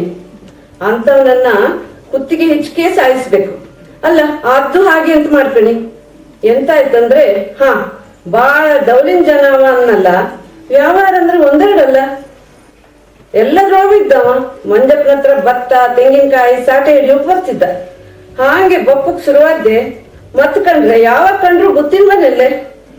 ಸತ್ಯಂತಿ ನಿನ್ ಕೈ ಕಾಪಿ ಅಂದ್ರೆ ಅಮೃತ ಅಂತ ಕೇಂಬುದು, ಮಜ್ಜಿಗೆ ನೀರು ಕುಡಿಯುವುದು ಒಂಥರ ಶೋಕಿಲ್ಲ ಅಲ್ಲ ಕಾಣಿ. ಸತ್ಯಂತಿ ಅವನ್ ಬಲೆಗ್ ಬಿದ್ಲು. ಮತ್ತೆಂತ ಕಾಂಬುದು. ಮಂಜಪ್ಪನಿಗೆ ವಿಷಯ ಗೊತ್ತಾದ್ದೆ ರಕ್ತ ಮಂಡೆಗೆ ಏರಿತ್ತು. ರಕ್ತ ಮಂಡೆಗೆ ಏರಿದ್ದಂದ್ರೆ ಎಂತ, ಹೋಯ್ ಶಂಕರಣ್ಣನ ಕುತ್ತಿಗೆ ಕಡ್ದು ಹಾಕಿದ್ದೆಯ. ಸತ್ಯಂತಿನ ದರ್ ಎಳ್ಕೊಂಡ್ ಬಂದು ಕೊಟ್ಟಿಗೆಯಲ್ಲಿ ಕೂಡ ಹಾಕಿ ಅನ್ನ ನೀರು ಕೊಡದೆ ಸಾಯಿಸಿದ. ಇನ್ನೆಂತ ಹೇಳೋಕಿತ್ತು. ಮತ್ತವ ಆ ಮಂಜಪ್ಪ ಮಂಡೆ ಬೆಂಗ್ರೆಯಾಗಿ ಇದೇ ತೆಂಕುಪ್ಪರಿಗೆ ಜಂತಿಗೆ ನೇಣು ಹಾಕೊಂಡು, ಅಯ್ಯೋ ಬೇಡ ಮಾರೇರೆ ಆ ಕತೆ ಕೇಳುತ್ತಿದ್ದ ಗುಳ್ಳಿಯ ಕುತ್ತಿಗೆ ಸತ್ತಾಯ್ತು. ಕತಿ ಪೂರ ತದ್ದಿಪ್ರತ ಹೇಳಿ ಅಲ್ಲ ಮಾರಾಯ ಕುಷ್ಟ. ನಮ್ ಸತ್ಯಂತಿ ಹೆಣ್ಣಂದ್ರೆ ಕೈ ತೊಳೆದು ಮುಟ್ಬೇಕು ಬಲ್ಯ. ಬಾಯಿಗೆ ಬಂದದ ಅನ್ಬೇಡ, ನಿನ್ ಬಾಯೊಳಗೆ ಹುಳ ಹಾಕ್ತು ಗೊತ್ತಾಯ್ತಲ್ಲ. ಕತಿ ಯಾರ ಕೈಯಲ್ಲುಂಟ, ಅವ್ರು ಹೇಳಿದ್ದೆ ಕತಿಯ ಹಂಗಾರೆ ಎಂದು ಅಬ್ಬರಿಸಿ ಹೇಳಿದಳು. ನೀ ಅಂತ ಹೇಳುತ್ತ, ನಿಮ್ ಬಸ್ರು ನಿಮ್ ಕತೆ ಬೇರೆ ಇತ್ತ ಏನ ಹಂಗಾರೆ ಎಂದ ಕುಷ್ಟ. ಗಂಡನ್ ಮೇಲ್ ಪ್ರಾಣ ಇಟ್ಕೊಂಡಿದ್ಲಲ್ದ ನಮ್ ಸತ್ಯಂತಿ ಎನ್ನುತ್ತಾ ಗುಳ್ಳಿ ಕತೆ ಶುರು ಮಾಡಿದ್ಲು. ಆ ಕುತಂತ್ರಿ ಶಂಕರಣ್ಣ ಯಾಪಾರ ಗೀಪಾರ ಅಂದ ಹೇಳಿ ಮಂಜಪ್ಪನ ಶಿಕ್ಷೆ ಹಾಕ್ಯ. ಮಂಜಪ್ಪನಿಗೆ ನಷ್ಟದ ಮೇಲೆ ನಷ್ಟ. ಅವ ಆಗ ಮಂಜಪ್ಪನ ಹತ್ರ ಹೇಳಿದ್ದಂದ್ರೆ ಕರಾರ್ ಹಾಕಿದವ್ರು. ಸತ್ಯಂತಿ ನನ್ನ ಹತ್ರ ಕಳ್ಸ್, ನಿನ್ ನಷ್ಟ ಎಲ್ಲ ತುಂಬಿ ಕೊಡ್ತೆ, ಇಲ್ಲದ್ರೆ ವ್ಯಾಜ್ಯ ಮಾಡಿ ಜೈಲಿಗೆ ಕಳಿಸ್ತೆ ಅನ್ನಂತೆ. ಮಂಜಪ್ಪ ಕಂಗಾಲು. ಹೆಂಡತಿ ಹತ್ರ ಅದನ್ನ ಹೇಳೋಕ್ಕೂ ಅಲ್ಲ ಬಿಡೋಕ್ಕೂ ಅಲ್ಲ. ಅವಳು ಕನ್ನಡಿ ಮುಂದೆ ತಲೆ ಬಾಚ್ಕೊಂತ ಕೂತ್ಕೊಂಡಿದ್ರೆ ಅಲ್ಲೇ ಬಾಗ್ಲಲ್ಲಿ ಅವಳನ್ನೇ ಕಾಣ್ತ ನಿತ್ಕಂಬ. ಯಾಕೆ ಹಂಗ್ ನಿತ್ಕೊಂಡಿದ್ದಿ ಅಂದ್ರೆ ಮೂಕರ ಕಣಾಗಿ ಸಣ್ಣ ಮುಖ ಮಾಡ್ಕೊಂಡು ಗುಳ್ಳಿಯ ಕತೆ ಉದ್ದುದ್ದವಾಗುತ್ತಿತ್ತು. ಕತೆಗೆ ಅಲ್ಲಲ್ಲಿ ಒಂದೊಟ್ಟಕ್ಕ ಉಪ್ಪು ಖಾರ ಬೆರೆಸುದಂದ್ರೆ ಅವಳಿಗೆ ಅದರಲ್ಲಿ ಖುಷಿ ಆಯ್ತಾ. ಮಂಜಪ್ಪಂದು ಮಾತಿಲ್ಲ ಕತಿ ಇಲ್ಲ, ಮುಖ ಅಂದ್ರೆ ಒಣಗಿದ ಹೀರೆಕಾಯಿ. ಹೀಗ್ ಒಂದೇ ಸಮ ಸೊರಗು ಗಂಡನ್ ನೋಡೋಕಾಗ್ದೆ ಸತ್ಯಂತಿ ಒಂದಿನಕ್ಕೆ ಅಂದ್ಳು, ಏನ ಮಂಜ, ನಂದು ನಿಂದು ದೇಹ ಬ್ಯಾರೆ ಆದ್ರೇನು, ಜೀವ ಒಂದೇ ಅಲ್ದನ, ನಮ್ ಪ್ರೀತಿ ಆಣೆ ನೀ ಹೇಳ್ಕೆ ಅಂತ ಹೇಳಿದ್ರು. ಪ್ರೀತಿ ಆಣೆ ಅಂತ ಹೇಳಿದ ಗತಿಗೆ ಮಂಜಪ್ಪನಿಗೆ ತಡಿಯೋಕ್ಕಾಗ್ಲಿಲ್ಲ. ಪೂರ ಸಂಗತಿ ಹೇಳೋಕು ಗಂಡನ ದುಃಖ ಸಂಕಟ ಅಪಮಾನ ಎಲ್ಲ ಒಂದು ಕ್ಷಣದೊಳಗೆ ಸತ್ಯಂತಿ ಗ್ರಹಿಸ್ಕೊಂಡ್ಬಿಟ್ಲು. ಒಂದೇ ಕ್ಷಣದೊಳಗೆ ಅವ್ರ ಕಣ್ಣಲ್ಲಿ ಮಾತ್ರ ಒಂದು ಹುಂಡು ನೀರು ಬರ್ಲಿಲ್ಲ. ಇವತ್ತೇ ನಾವು ಗೊತ್ತೆ ಅಂದ ಕೂಡ್ಲೆ ಕೋಣೆಗೆ ಹೋಗಿ ಹೊರಡು ತಯಾರಿ ನಡೆಸಿಳು. ಕಿವಿಗೆ ವಜ್ರದೋಲೆ ಹಾಕಿಳು, ತಲೆಗೆ ಮಲ್ಗಿ ಹೂ ಮುಡ್ಕಂಡ್ಲ, ಕುತ್ತಿಗೆಗೆ ಎರಡೆರಡು ಅವಲಕ್ಕಿ ಸರ ಸಿಕ್ಸ್ಕಂಡ್ಲ, ಕೈಗೆ ಬಾಟ್ಲಿ ಪಡೆ ತುರ್ಸಿಳು, ಪಟ್ಟೆ ಸೀರೆ ಉಟ್ಕಂಡ್ಲ. ಹಿಂಗೆ ತಯಾರಾಗಿ ಬಂದು ಶಂಕರನ್ ಕಳ್ಸಿದ ಕಾರಲ್ಲಿ ಕೂತ್ಕೊಂಡು ಒಬ್ಳೆ ಅವನ ಮನೆಗೆ ಹೊರಟ್ಲು ನಮ್ ಸತ್ಯಂತಿ. ಹಿಂಗ ಒಬ್ಳೆ ಹೊರಟು ಸತ್ಯಂತಿ ಶಂಕರಣ್ಣನ ಬಿಡಾರದ ಮನೆಗೆ ಹೋಗೊತ್ತಿಗೆ ಮುಚ್ಚಂದೆ ಕರಗ್ತಿತ್ತು. ಅವಳನ್ ಕಂಡು ಶಂಕರಣ್ಣನಿಗೆ ಪುರು ಬಾಯಿ ನೀರಿಲ್ಲ, ಅವನ ಕಾಲಂತೂ ನೆಲದ ಮೇಲೆ ಇರ್ಲಿಲ್ಲ. ಅವಳು ಕೈ ಹಿಡ್ದು ಒಳಗ್ ಕರ್ಕೊಂಡು ಹೋಗಿ ಮಂಚದ ಮೇಲೆ ಕೂತ್ಕಣಿಸಿದ. ಕೈ ಬಾಚಿ ಅವಳನ್ನ ಹಿಡ್ಕೊಂಬಕ್ಕಂತ ಬಗ್ಗಿದ್ದೊಂದು ಗೊತ್ತು.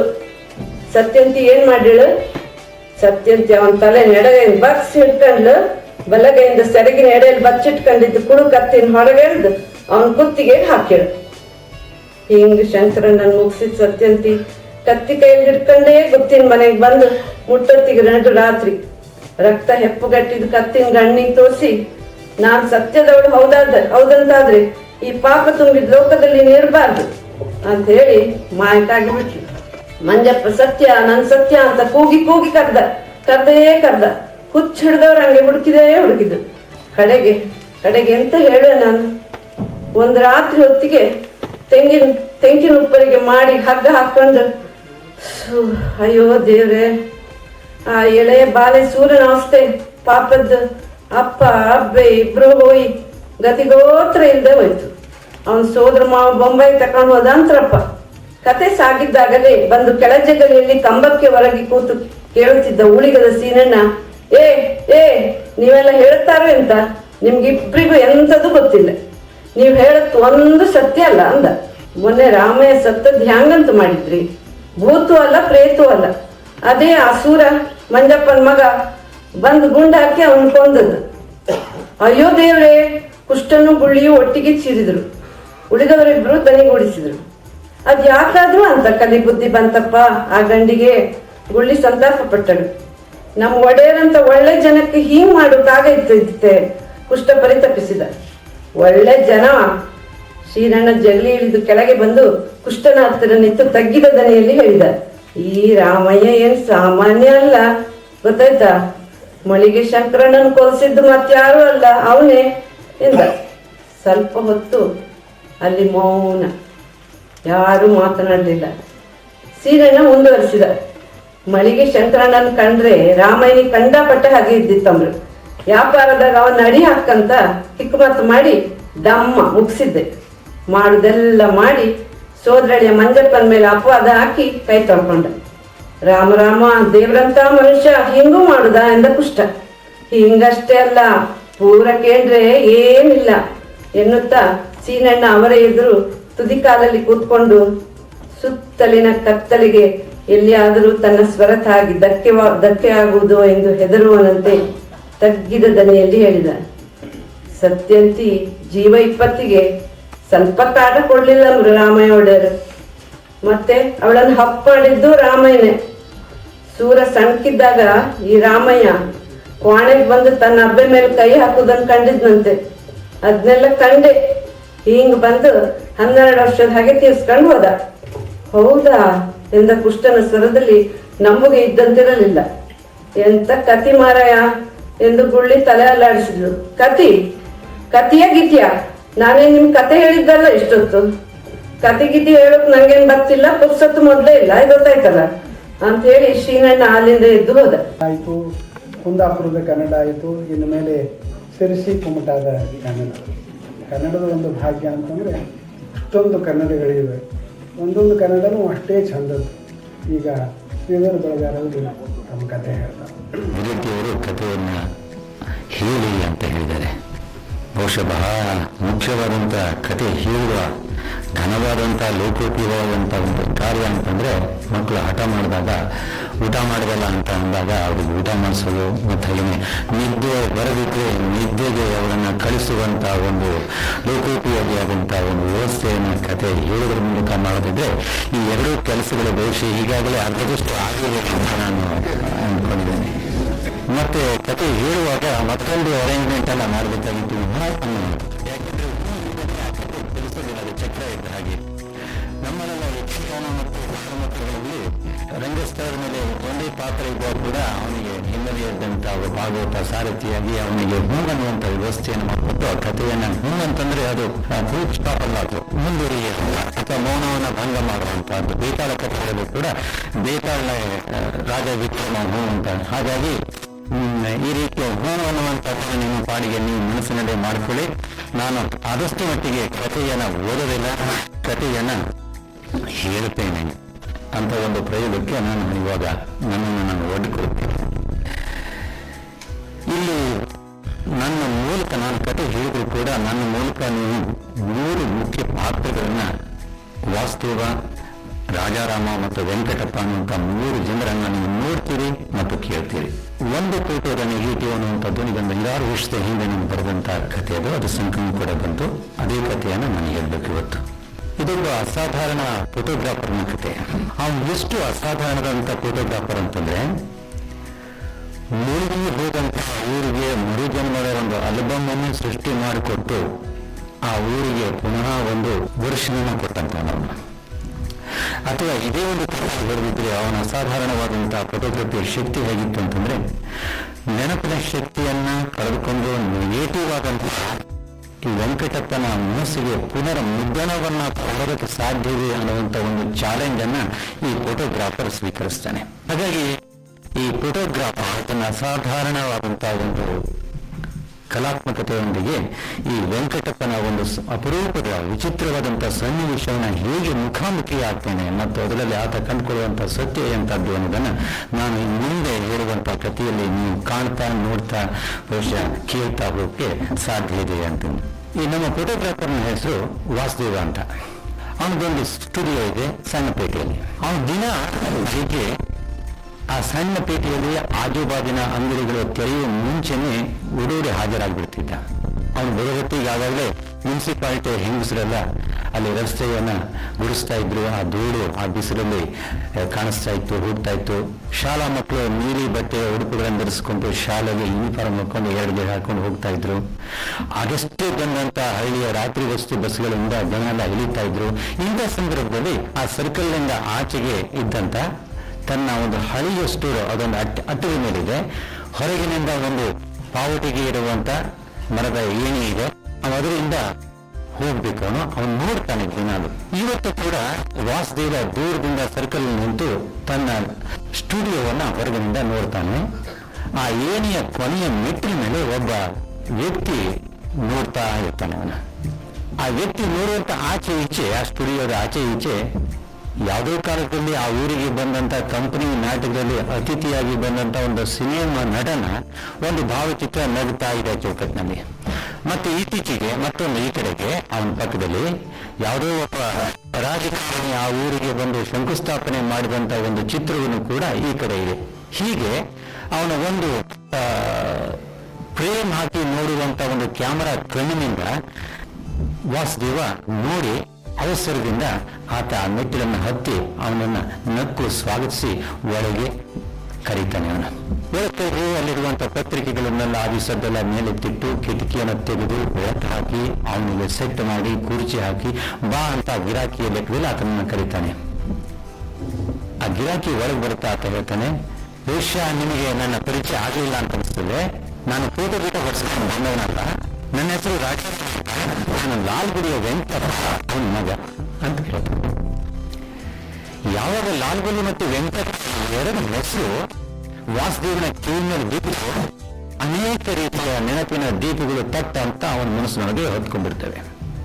ಯಾಕೆಂದ್ರೆ ಈ ವೆಂಕಟಪ್ಪನ ಬಗ್ಗೆ ಸ್ಟುಡಿಯೋಕ್ಕೆ ಆಚೆಯಿಂದ ಬಂದಂತ ಜನ ಚೂರುಪಾರು ಒಂದಷ್ಟು ಮಾಹಿತಿಯನ್ನ ಕಥೆಯನ್ನು ಹೇಳುತ್ತಿದ್ರು. ವೆಂಕಟಪ್ಪನಿಗೆ ಆರಾಮಿಲ್ಲಂತೆ, ನೆನಪಿನ ಶಕ್ತಿಯನ್ನು ಪೂರ್ತಿ ಹಾಕಿದ್ದಾರಂತೆ, ಹಾಗಾಗಿ ಅವರನ್ನ ಬೆಂಗಳೂರು ಆಸ್ಪತ್ರೆ ಹಾಕಿದಾರಂತೆ ಇತ್ಯಾದಿಯಾಗಿ ಚೂರುಪಾರು ಕೆಲವು ಮಾಹಿತಿಗಳನ್ನು ಕೊಡ್ತಾ ಇದ್ರು. ಅದಕ್ಕಿಂತ ಮುಖ್ಯ ಅಂತಂದ್ರೆ ಈ ವೆಂಕಟಪ್ಪ ಬಂದಾಗ ಕನಿಷ್ಠ ಒಂದು ಅರ್ಧ ಗಂಟೆ ವಾಸ್ತವ ಸ್ಟುಡಿಯೋದಲ್ಲಿ ಕೂತು ಹರಟೆ ಹೊರಟು ಹೋಗ್ತಾ ಇದ್ದ. ಅವರ ಸಂಬಂಧ ಆ ರೀತಿ ಇತ್ತು. ಹಾಗೇನೆ ವೆಂಕಟಪ್ಪನ ಮನೆಯ ಅಂಗಳದಲ್ಲಿ ನಡೆದಂತ ಎಲ್ಲ ಮಂಟಪದ ಮದುವೆಗೆ ಫೋಟೋವನ್ನ ಹೊರತವನೇ ವಾಸ್ತವ. ಈ ರೀತಿಯ ಸಂಬಂಧ ಇದ್ದಂಥವ್ನು. ಹಾಗಾಗಿ ಇವನಿಗೆ ಆತಂಕ ಅವನು ಕೇಳ್ತಾನೆ, ಹಾಗಾದ್ರೆ ಏನಾಯ್ತು ನಮ್ಮ ವೆಂಕಟಪ್ಪನವರಿಗೆ ಅಂತ. ಅವಾಗ ರಾಜಾರಾಮ ಏನಾಯ್ತು ಅನ್ನೋದನ್ನ ಆ ಪೂರ್ವ ವೃತ್ತಾಂತನವನ್ನ ಸುದೀರ್ಘವಾಗಿ ಇವನಿಗೆ ಹೇಳ್ತಾ ಹೋಗ್ತಾನೆ.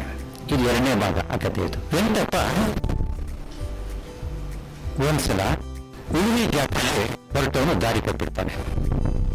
ಆ ಉಳುವಿ ಜಾತ್ರೆ ಆ ಬೆಳಗಿನಲ್ಲಿ ಕಾಡಿನಲ್ಲಿ ಒಂಟಿಯಾದ ದಾರಿಯಲ್ಲಿ ಚಕ್ಕಡಿ ಹಾಕೊಂಡು ಅದರ ಮೇಲೆ ಕುತ್ಕೊಂಡು ಉದು ಹೇಳ್ತಾ ಕೆಳಗೆ ನಿಧಾನವಾಗಿ ತೂಗುವಂತ ಕನ್ನೀಲನ್ನ ಇಟ್ಟುಕೊಂಡು ಆ ಒಂದು ನೆನಪಿನಲ್ಲಿ ನೋಡ್ತಾ ಇರ್ತಾನೆ. ದಾರಿ ತಪ್ಪಿರ್ತಾನೆ.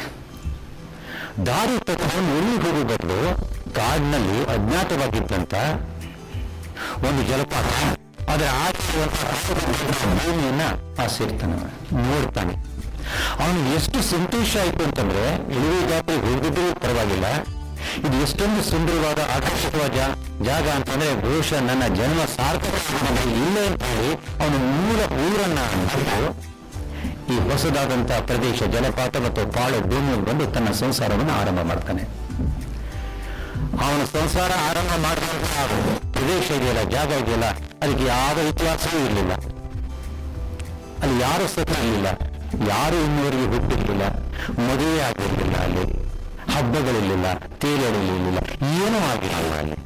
ಆದರೆ ಅವನಿಗೆ ಅನಿಸ್ತು ಗಾಢವಾಗಿ ವೆಂಕಟಪ್ಪನಿಗೆ, ಇಲ್ಲಿಯ ಮರಗಳಲ್ಲಿ, ಇಲ್ಲಿಯ ಮೌನಗಳಲ್ಲಿ ಬಹುಶಃ ತನ್ನ ದೈವ ಅಡಗಿದೆ, ಅದನ್ನ ತನ್ನ ಸಾಕ್ಷಾತ್ಕಾರ ಮಾಡ್ಕೋಬೇಕು ಅನ್ನುವಂಥ ವಿಶ್ವಾಸದಿಂದ ಆ ಒಂದು ಅಜ್ಞಾತ ಸ್ಥಳದಲ್ಲಿ ತನ್ನ ಸಂಸಾರವನ್ನು ಆರಂಭ ಮಾಡ್ತಾನೆ. ಆರಂಭ ಮಾಡಿದ ಯಾವುದೇ ದಿವಸದಲ್ಲಿ ಆ ಜಲಪಾತವನ್ನ, ಆ ಒಂದು ಫಲವತ್ತಾದ ಭೂಮಿಯನ್ನ ನೋಡಿದಂತ ಊರಿನ ಅನೇಕ ಸಂಸ್ಥಾಸ್ಥರು ಬಂದು ಅಲ್ಲಿ ಮನೆ ಮಠವನ್ನು ಹಾಕೊಂಡು ಅಲ್ಲೊಂದು ಊರಾಗ್ತದೆ. ಅದಕ್ಕೆ ವೆಂಕಟಪ್ಪ ಮಾಲ್ಗುಡಿ ಅನ್ನುವಂತ ಒಂದು ಹೆಸರನ್ನ ಕೊಡ್ತಾನೆ. ಯಾಕೆ ಅಂತಂದ್ರೆ ಮಳೆಗಾಲದಲ್ಲಿ ಆ ಜಲಪಾತದಲ್ಲಿ ಹರಿಯುವಂತ ನೀರು ಕೆಂಪಾಗಿರೋದ್ರಿಂದ ಮತ್ತು ಆ ಊರು 4 ಗುಡ್ಡಗಳ ಮಧ್ಯದಲ್ಲಿ ತುಳಿಯಲ್ಲಿ ಇರೋದ್ರಿಂದ ಅದಕ್ಕೆ ಬಹಳ ಉಚಿತವಾದಂತಹ ಒಂದು ಹೆಸರು ಅಂತ ಲಾಲ್ ಅಂದ್ರೆ ಕೆಂಪು ಗುಡಿ ಅನ್ನುವಂತ ಹೆಸರನ್ನ ಕೊಡ್ತಾನೆ ಅವನು. ಸರಿ, ಇವೆಲ್ಲ ನಿಧಾನವಾಗಿ ಎಲ್ಲ ಊರಿನ ಕತೆ ಹಾಗೆ ರಸ್ತೆ ಬಂತು, ರಸ್ತೆ ಮೇಲೆ ಬಸ್ಸುಗಳು ಬಂದು, ಪೋಸ್ಟ್ ಆಫೀಸ್ ಬಂತು, ವಿದ್ಯುತ್ ದೀಪ ಬಂತು. ಹೀಗೆ ಅಲ್ಲೊಂದು ನಾಗರಿಕ ಜಗತ್ತು ತನ್ನ ಕತ್ತಿಗೆ ತಾನು ಕಣ್ತೆರೀತು.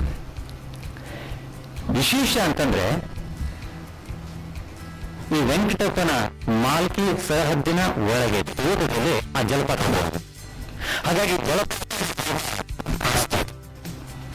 ಆ ಕಾಡಿನಲ್ಲಿ ಅವನೇನಾದ್ರೂ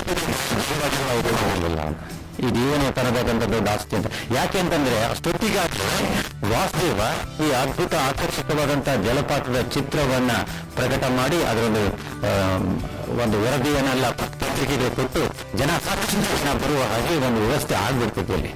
ಅವನಿಗೆ ಅಂತ ತಾನು ತನ್ನ ನೀರಿನಿಂದನೇ ಊರವರಿಗೆಲ್ಲ ನೀರು ಕೊಡ್ತಾ ಇದ್ದಾನೆ, ಅವರ ಗದ್ದೆಗೆ ನೀರಾವರಿ ಕೊಡ್ತಾ ಇದ್ದಾನೆ, ಸಾಕಷ್ಟು ಜನ ಬಂದು ನೋಡ್ಕೊಂಡು ಹೋಗ್ತಾರೆ ಅನ್ನೋ ಬಗ್ಗೆ ಅಂತ ಅಹಂಕಾರ ಜಂಬಾಲ ಇರಲಿಲ್ಲ ಅವನಿಗೆ. ಅದ್ರ ಬಗ್ಗೆ ಸಂತೋಷನೇ ಇತ್ತು. ಯಾವಾಗ ಜಲಪಾತ ಅವನೇ ಸ್ವತಃ ತನ್ನ ಮನೆಯ ಅಂಗಳದಿಂದ ಒಂದು ಸಣ್ಣ ದಾರಿಯನ್ನು ಮಾಡಿ ಬಂದು ಹೋಗುವವರಿಗೆ ವ್ಯವಸ್ಥೆಯನ್ನು ಮಾಡಿಕೊಡ್ಬೇಕು ಅಂತ ಎಲ್ಲ ಮಾಡ್ತಾನೆ ಅವನು. ಆರಂಭದಲ್ಲಿ ವೆಂಕಟಪ್ಪನಿಗೆ ಬೇರೆ ಬೇರೆ ಕಡೆಯಿಂದ ಬರುವಂತ ಪ್ರವಾಸಿಗರ ಕಡೆ ಬಹಳ ಉತ್ಸವ ಇತ್ತು. ಮನೆಗೆ ಬಂದವರನ್ನ ಕರ್ಕೊಂಡು ಅವನಿಗೆ ಊಟ ಹಾಕಿ ಕೊಟ್ಟು ಅವರನ್ನ ತಾನೇ ಕರ್ಕೊಂಡು ಮಾರ್ಗದರ್ಶನ ಮಾಡಿ ಎಲ್ಲ ಸುತ್ತಾಡಿಸ್ಕೊಂಡು ಜಲಪಾತವನ್ನು ಕಾಣಿಸ್ಕೊಂಡು ಅವ್ರ ಜೊತೆ ಕೂಟ ಹೊಡಿಸ್ಕೊಂಡು ಹೀಗೆಲ್ಲ ಮಾಡಿ ಉಪಚಾರ ಮಾಡಿ ಕಳಿಸುವಂತದ್ದೇ ಮಾಡ್ತಿದ್ದವು. ಒಮ್ಮೆ ಅಂತೂ ಅವ್ರ ಮನೆಗೆ ಯಾರೋ ಜನ್ಮದವ್ರು ಬಂದು ಒಂದು ವಾರ ಉಳ್ಕೊಂಡು ಅವರನ್ನು ಉಳಿಸ್ಕೊಂಡು ಪುಕ್ಕುಟಿಯಾಗಿ ಅವರಿಗೆಲ್ಲ ಉಪಚಾರ ಮಾಡಿ ಅಲ್ಲಿಯ ಚಿತ್ರೀಕರಣಕ್ಕೆಲ್ಲ ಅವಕಾಶ ಮಾಡಿಕೊಟ್ಟು ಅವರ ಜೊತೆಗೆ ಮನೆಯ ಹೆಣ್ಮಕ್ಳೆಲ್ಲ ಅಡಿಗೆ ಮಾಡಿ ಸೋತೋದ್ರು. ಆದ್ರೂ ಕೂಡ ಅವನು ಸಹನೆಯಿಂದ ಇದ್ದ. ಹೀಗೆ ನಿಧಾನವಾಗಿ ಹಾಕೋರು. ಹಾಗೆ ಒಮ್ಮೆ ಏನಾಗ್ಬಿಡ್ತು ಅಂತಂದ್ರೆ ಇಬ್ರು ಹುಡುಗರು ಗೋವಾದಿಂದ ಬಂದಂತವ್ರು ಇವ್ರು ಯಾವ ಮಾತನ್ನ ಎಚ್ಚರಿಕೆಯನ್ನ ಕಿವಿ ಮೇಲೆ ಹಾಕಿದ್ರೆ ಆ ಜಲಪಾತ ಒಂದು ಚಿತ್ರೀಯ ಆವರ್ತನದಂತಹ ವೃತ್ತಿ ಗೋಳದ ರೀತಿಯಾಗಿರುವಂತಹ ಒಂದು ಸುಳಿ ಇದೆಯಲ್ಲ, ಅಲ್ಲಿ ಯಾರಾದ್ರೂ ಒಂದು ಪ್ರಮಾಣ ಕೂಡ ಇಟ್ಟಿರ್ತಾನೆ ವೆಂಕಟಪ್ಪ. ಇದು ಯಾವುದನ್ನ ಲಕ್ಷ್ಯಕ್ಕೆ ಹಾಕಿದೇನೆ ಆ ಹುಡುಗ ಆ ತತ್ವವನ್ನ ಹತ್ತಿ ಅಲ್ಲಿ ಆಚೆ ಇರುವಂತಹ ಮಕ್ಕಳ ಮೇಲೆ ಹೊರಿಸ್ಕೋಬೇಕು ಅಂತ ಹೋಗ್ಬಿಡ್ತಾರೆ. ಆದ್ರೆ ಅದು ಏನಾಗುತ್ತೆ ಅಂತಂದ್ರೆ ಅದೊಂದು ರೀತಿಯ ಎಂದೆಂದೂ ಮುಗಿಯದಂತಹ ವಿಧಿಯ ಪರ್ಯಟನ ಇದ್ದ ಮೇಲೆ ಆ 2 ಜನ ವಿದ್ಯಾರ್ಥಿಗಳು ಕುತ್ಕೊಂಡವರು ಸುತ್ತ ಸಂಜೆಯಾಗಿ ಮುಸ್ಸಂಜೆಯಾಗಿ ಮತ್ತು ಜೀವಂದಿಗಳಾಗಿ ಕತ್ತಲಾಗಿ ಅವರು ಎಂದೆಂದೂ ಮುಗಿಯದಂತಹ ಸಿಕ್ಕೊಂಡು ಇದ್ದಾಗ್ತಾರೆ. ಬೆಳಿಗ್ಗೆ ಬಂದು ಅವರನ್ನ ಬಚಾವ್ ಮಾಡ್ತಾರೆ. ಈ ರೀತಿಯ ಘಟನೆಗಳು ಒಂದೊಂದೇ ಶುರುವಾಗ್ಬಿಡ್ತವೆ. ಆನಂತರ ಕೆಲವೊಮ್ಮೆ ಮತ್ತೊಮ್ಮೆ ಏನಾಗ್ಬಿಡ್ತು ಅಂತಂದ್ರೆ ಬಂದವರೆಲ್ಲ ರಾಜ್ಯಗಳನ್ನ ಮಾಡೋದು, ದೊಡ್ಡ ಗಲಾಟೆಯನ್ನು ಮಾಡೋದು, ಕುಡ್ಕೊಂಡ್ಬಂದು ಹೋರಾಟಗಳನ್ನ ಮಾಡೋದು, ಅಲ್ಲಿರುವಂತ ಮೇಲೆ ಅಶ್ಲೀಲವಾದಂತಹ ಪ್ರೇಮ ಚಿತ್ರಗಳನ್ನ, ಸಂಗೀತಗಳನ್ನ, ಇನ್ನೇನೋ ವಾರ್ತೆಗಳನ್ನ ಬರೆದು ಹೋಗೋದು.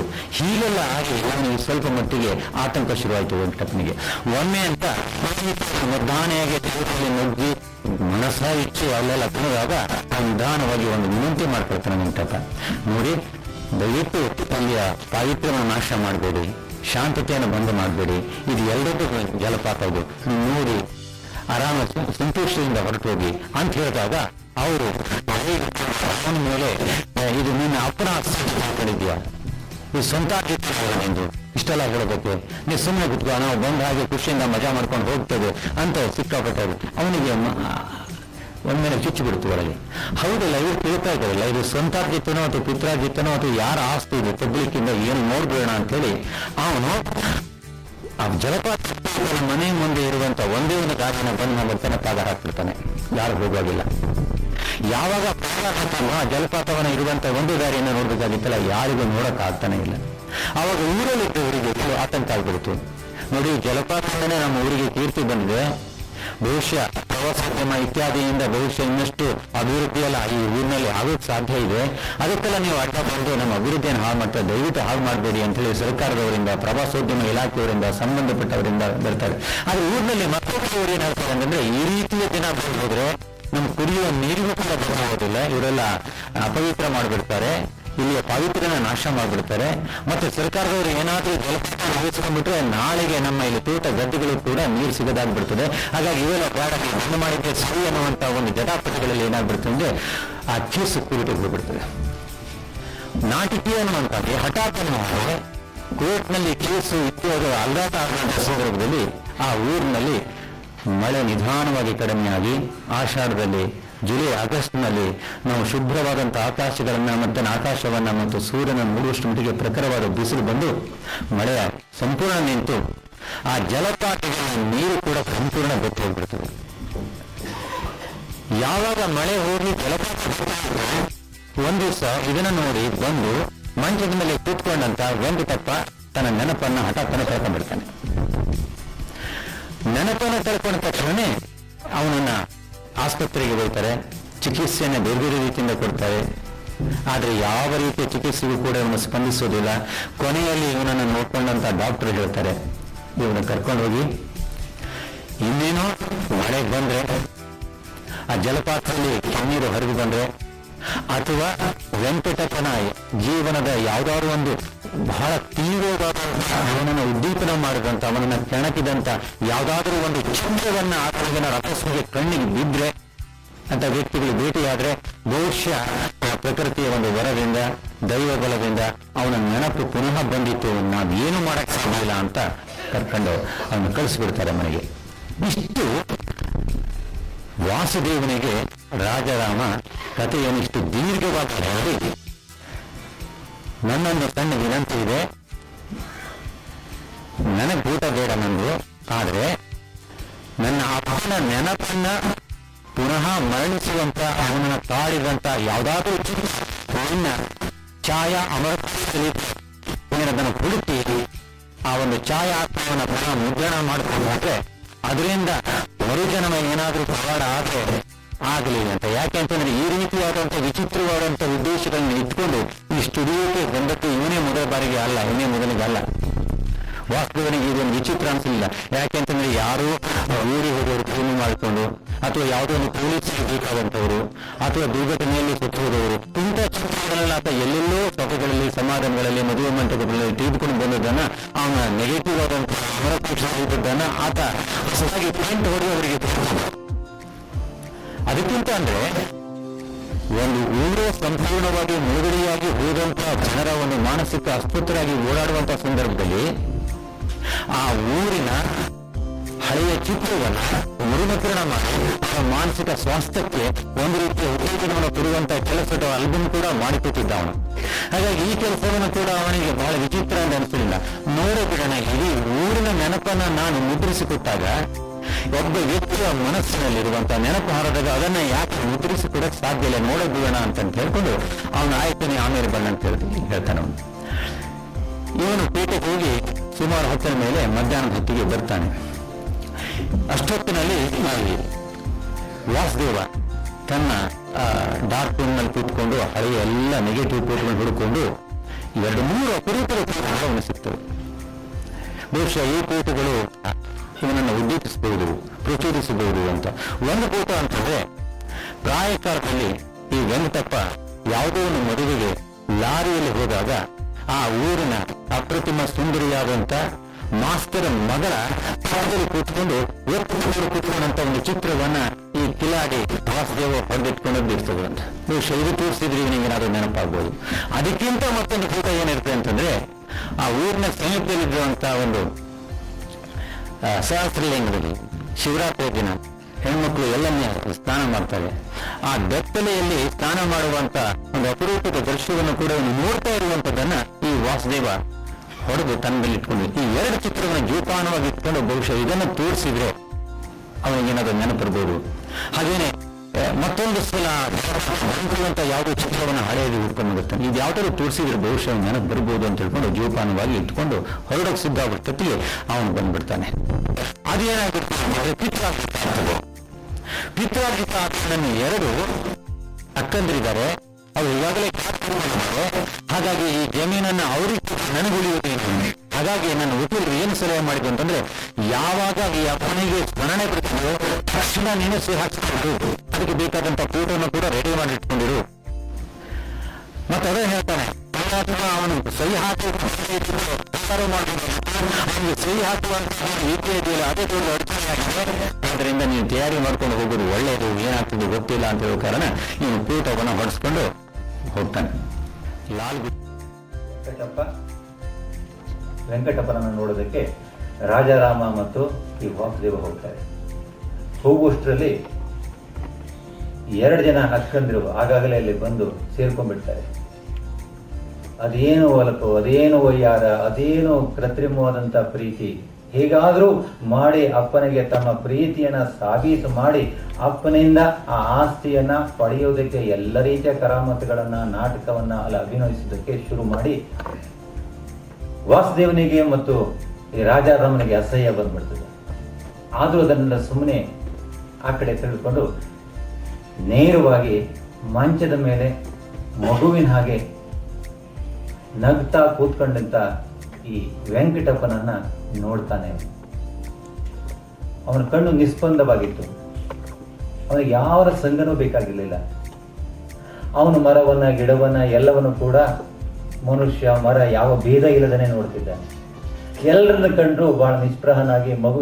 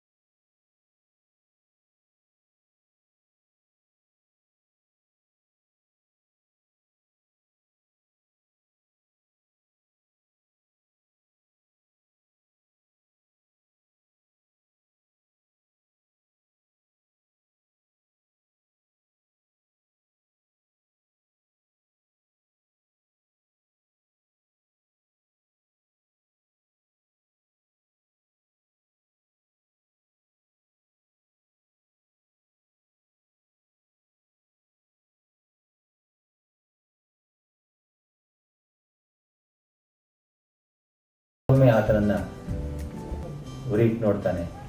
ಬಹುಶಃ ನನ್ನ ಕ್ಯಾಮರಕ್ಕೆ ಈ ವ್ಯಕ್ತಿ ಖಂಡಿತವಾಗಿಯೂ ಸಿಗೋಕೆ ಸಾಧ್ಯವೇ ಇಲ್ಲ ಅಂತ ಮೆಟ್ಟಿಲಿಳಿದು ಹೊರಟೋಗ್ತಾನೆ. ನಮಸ್ಕಾರ.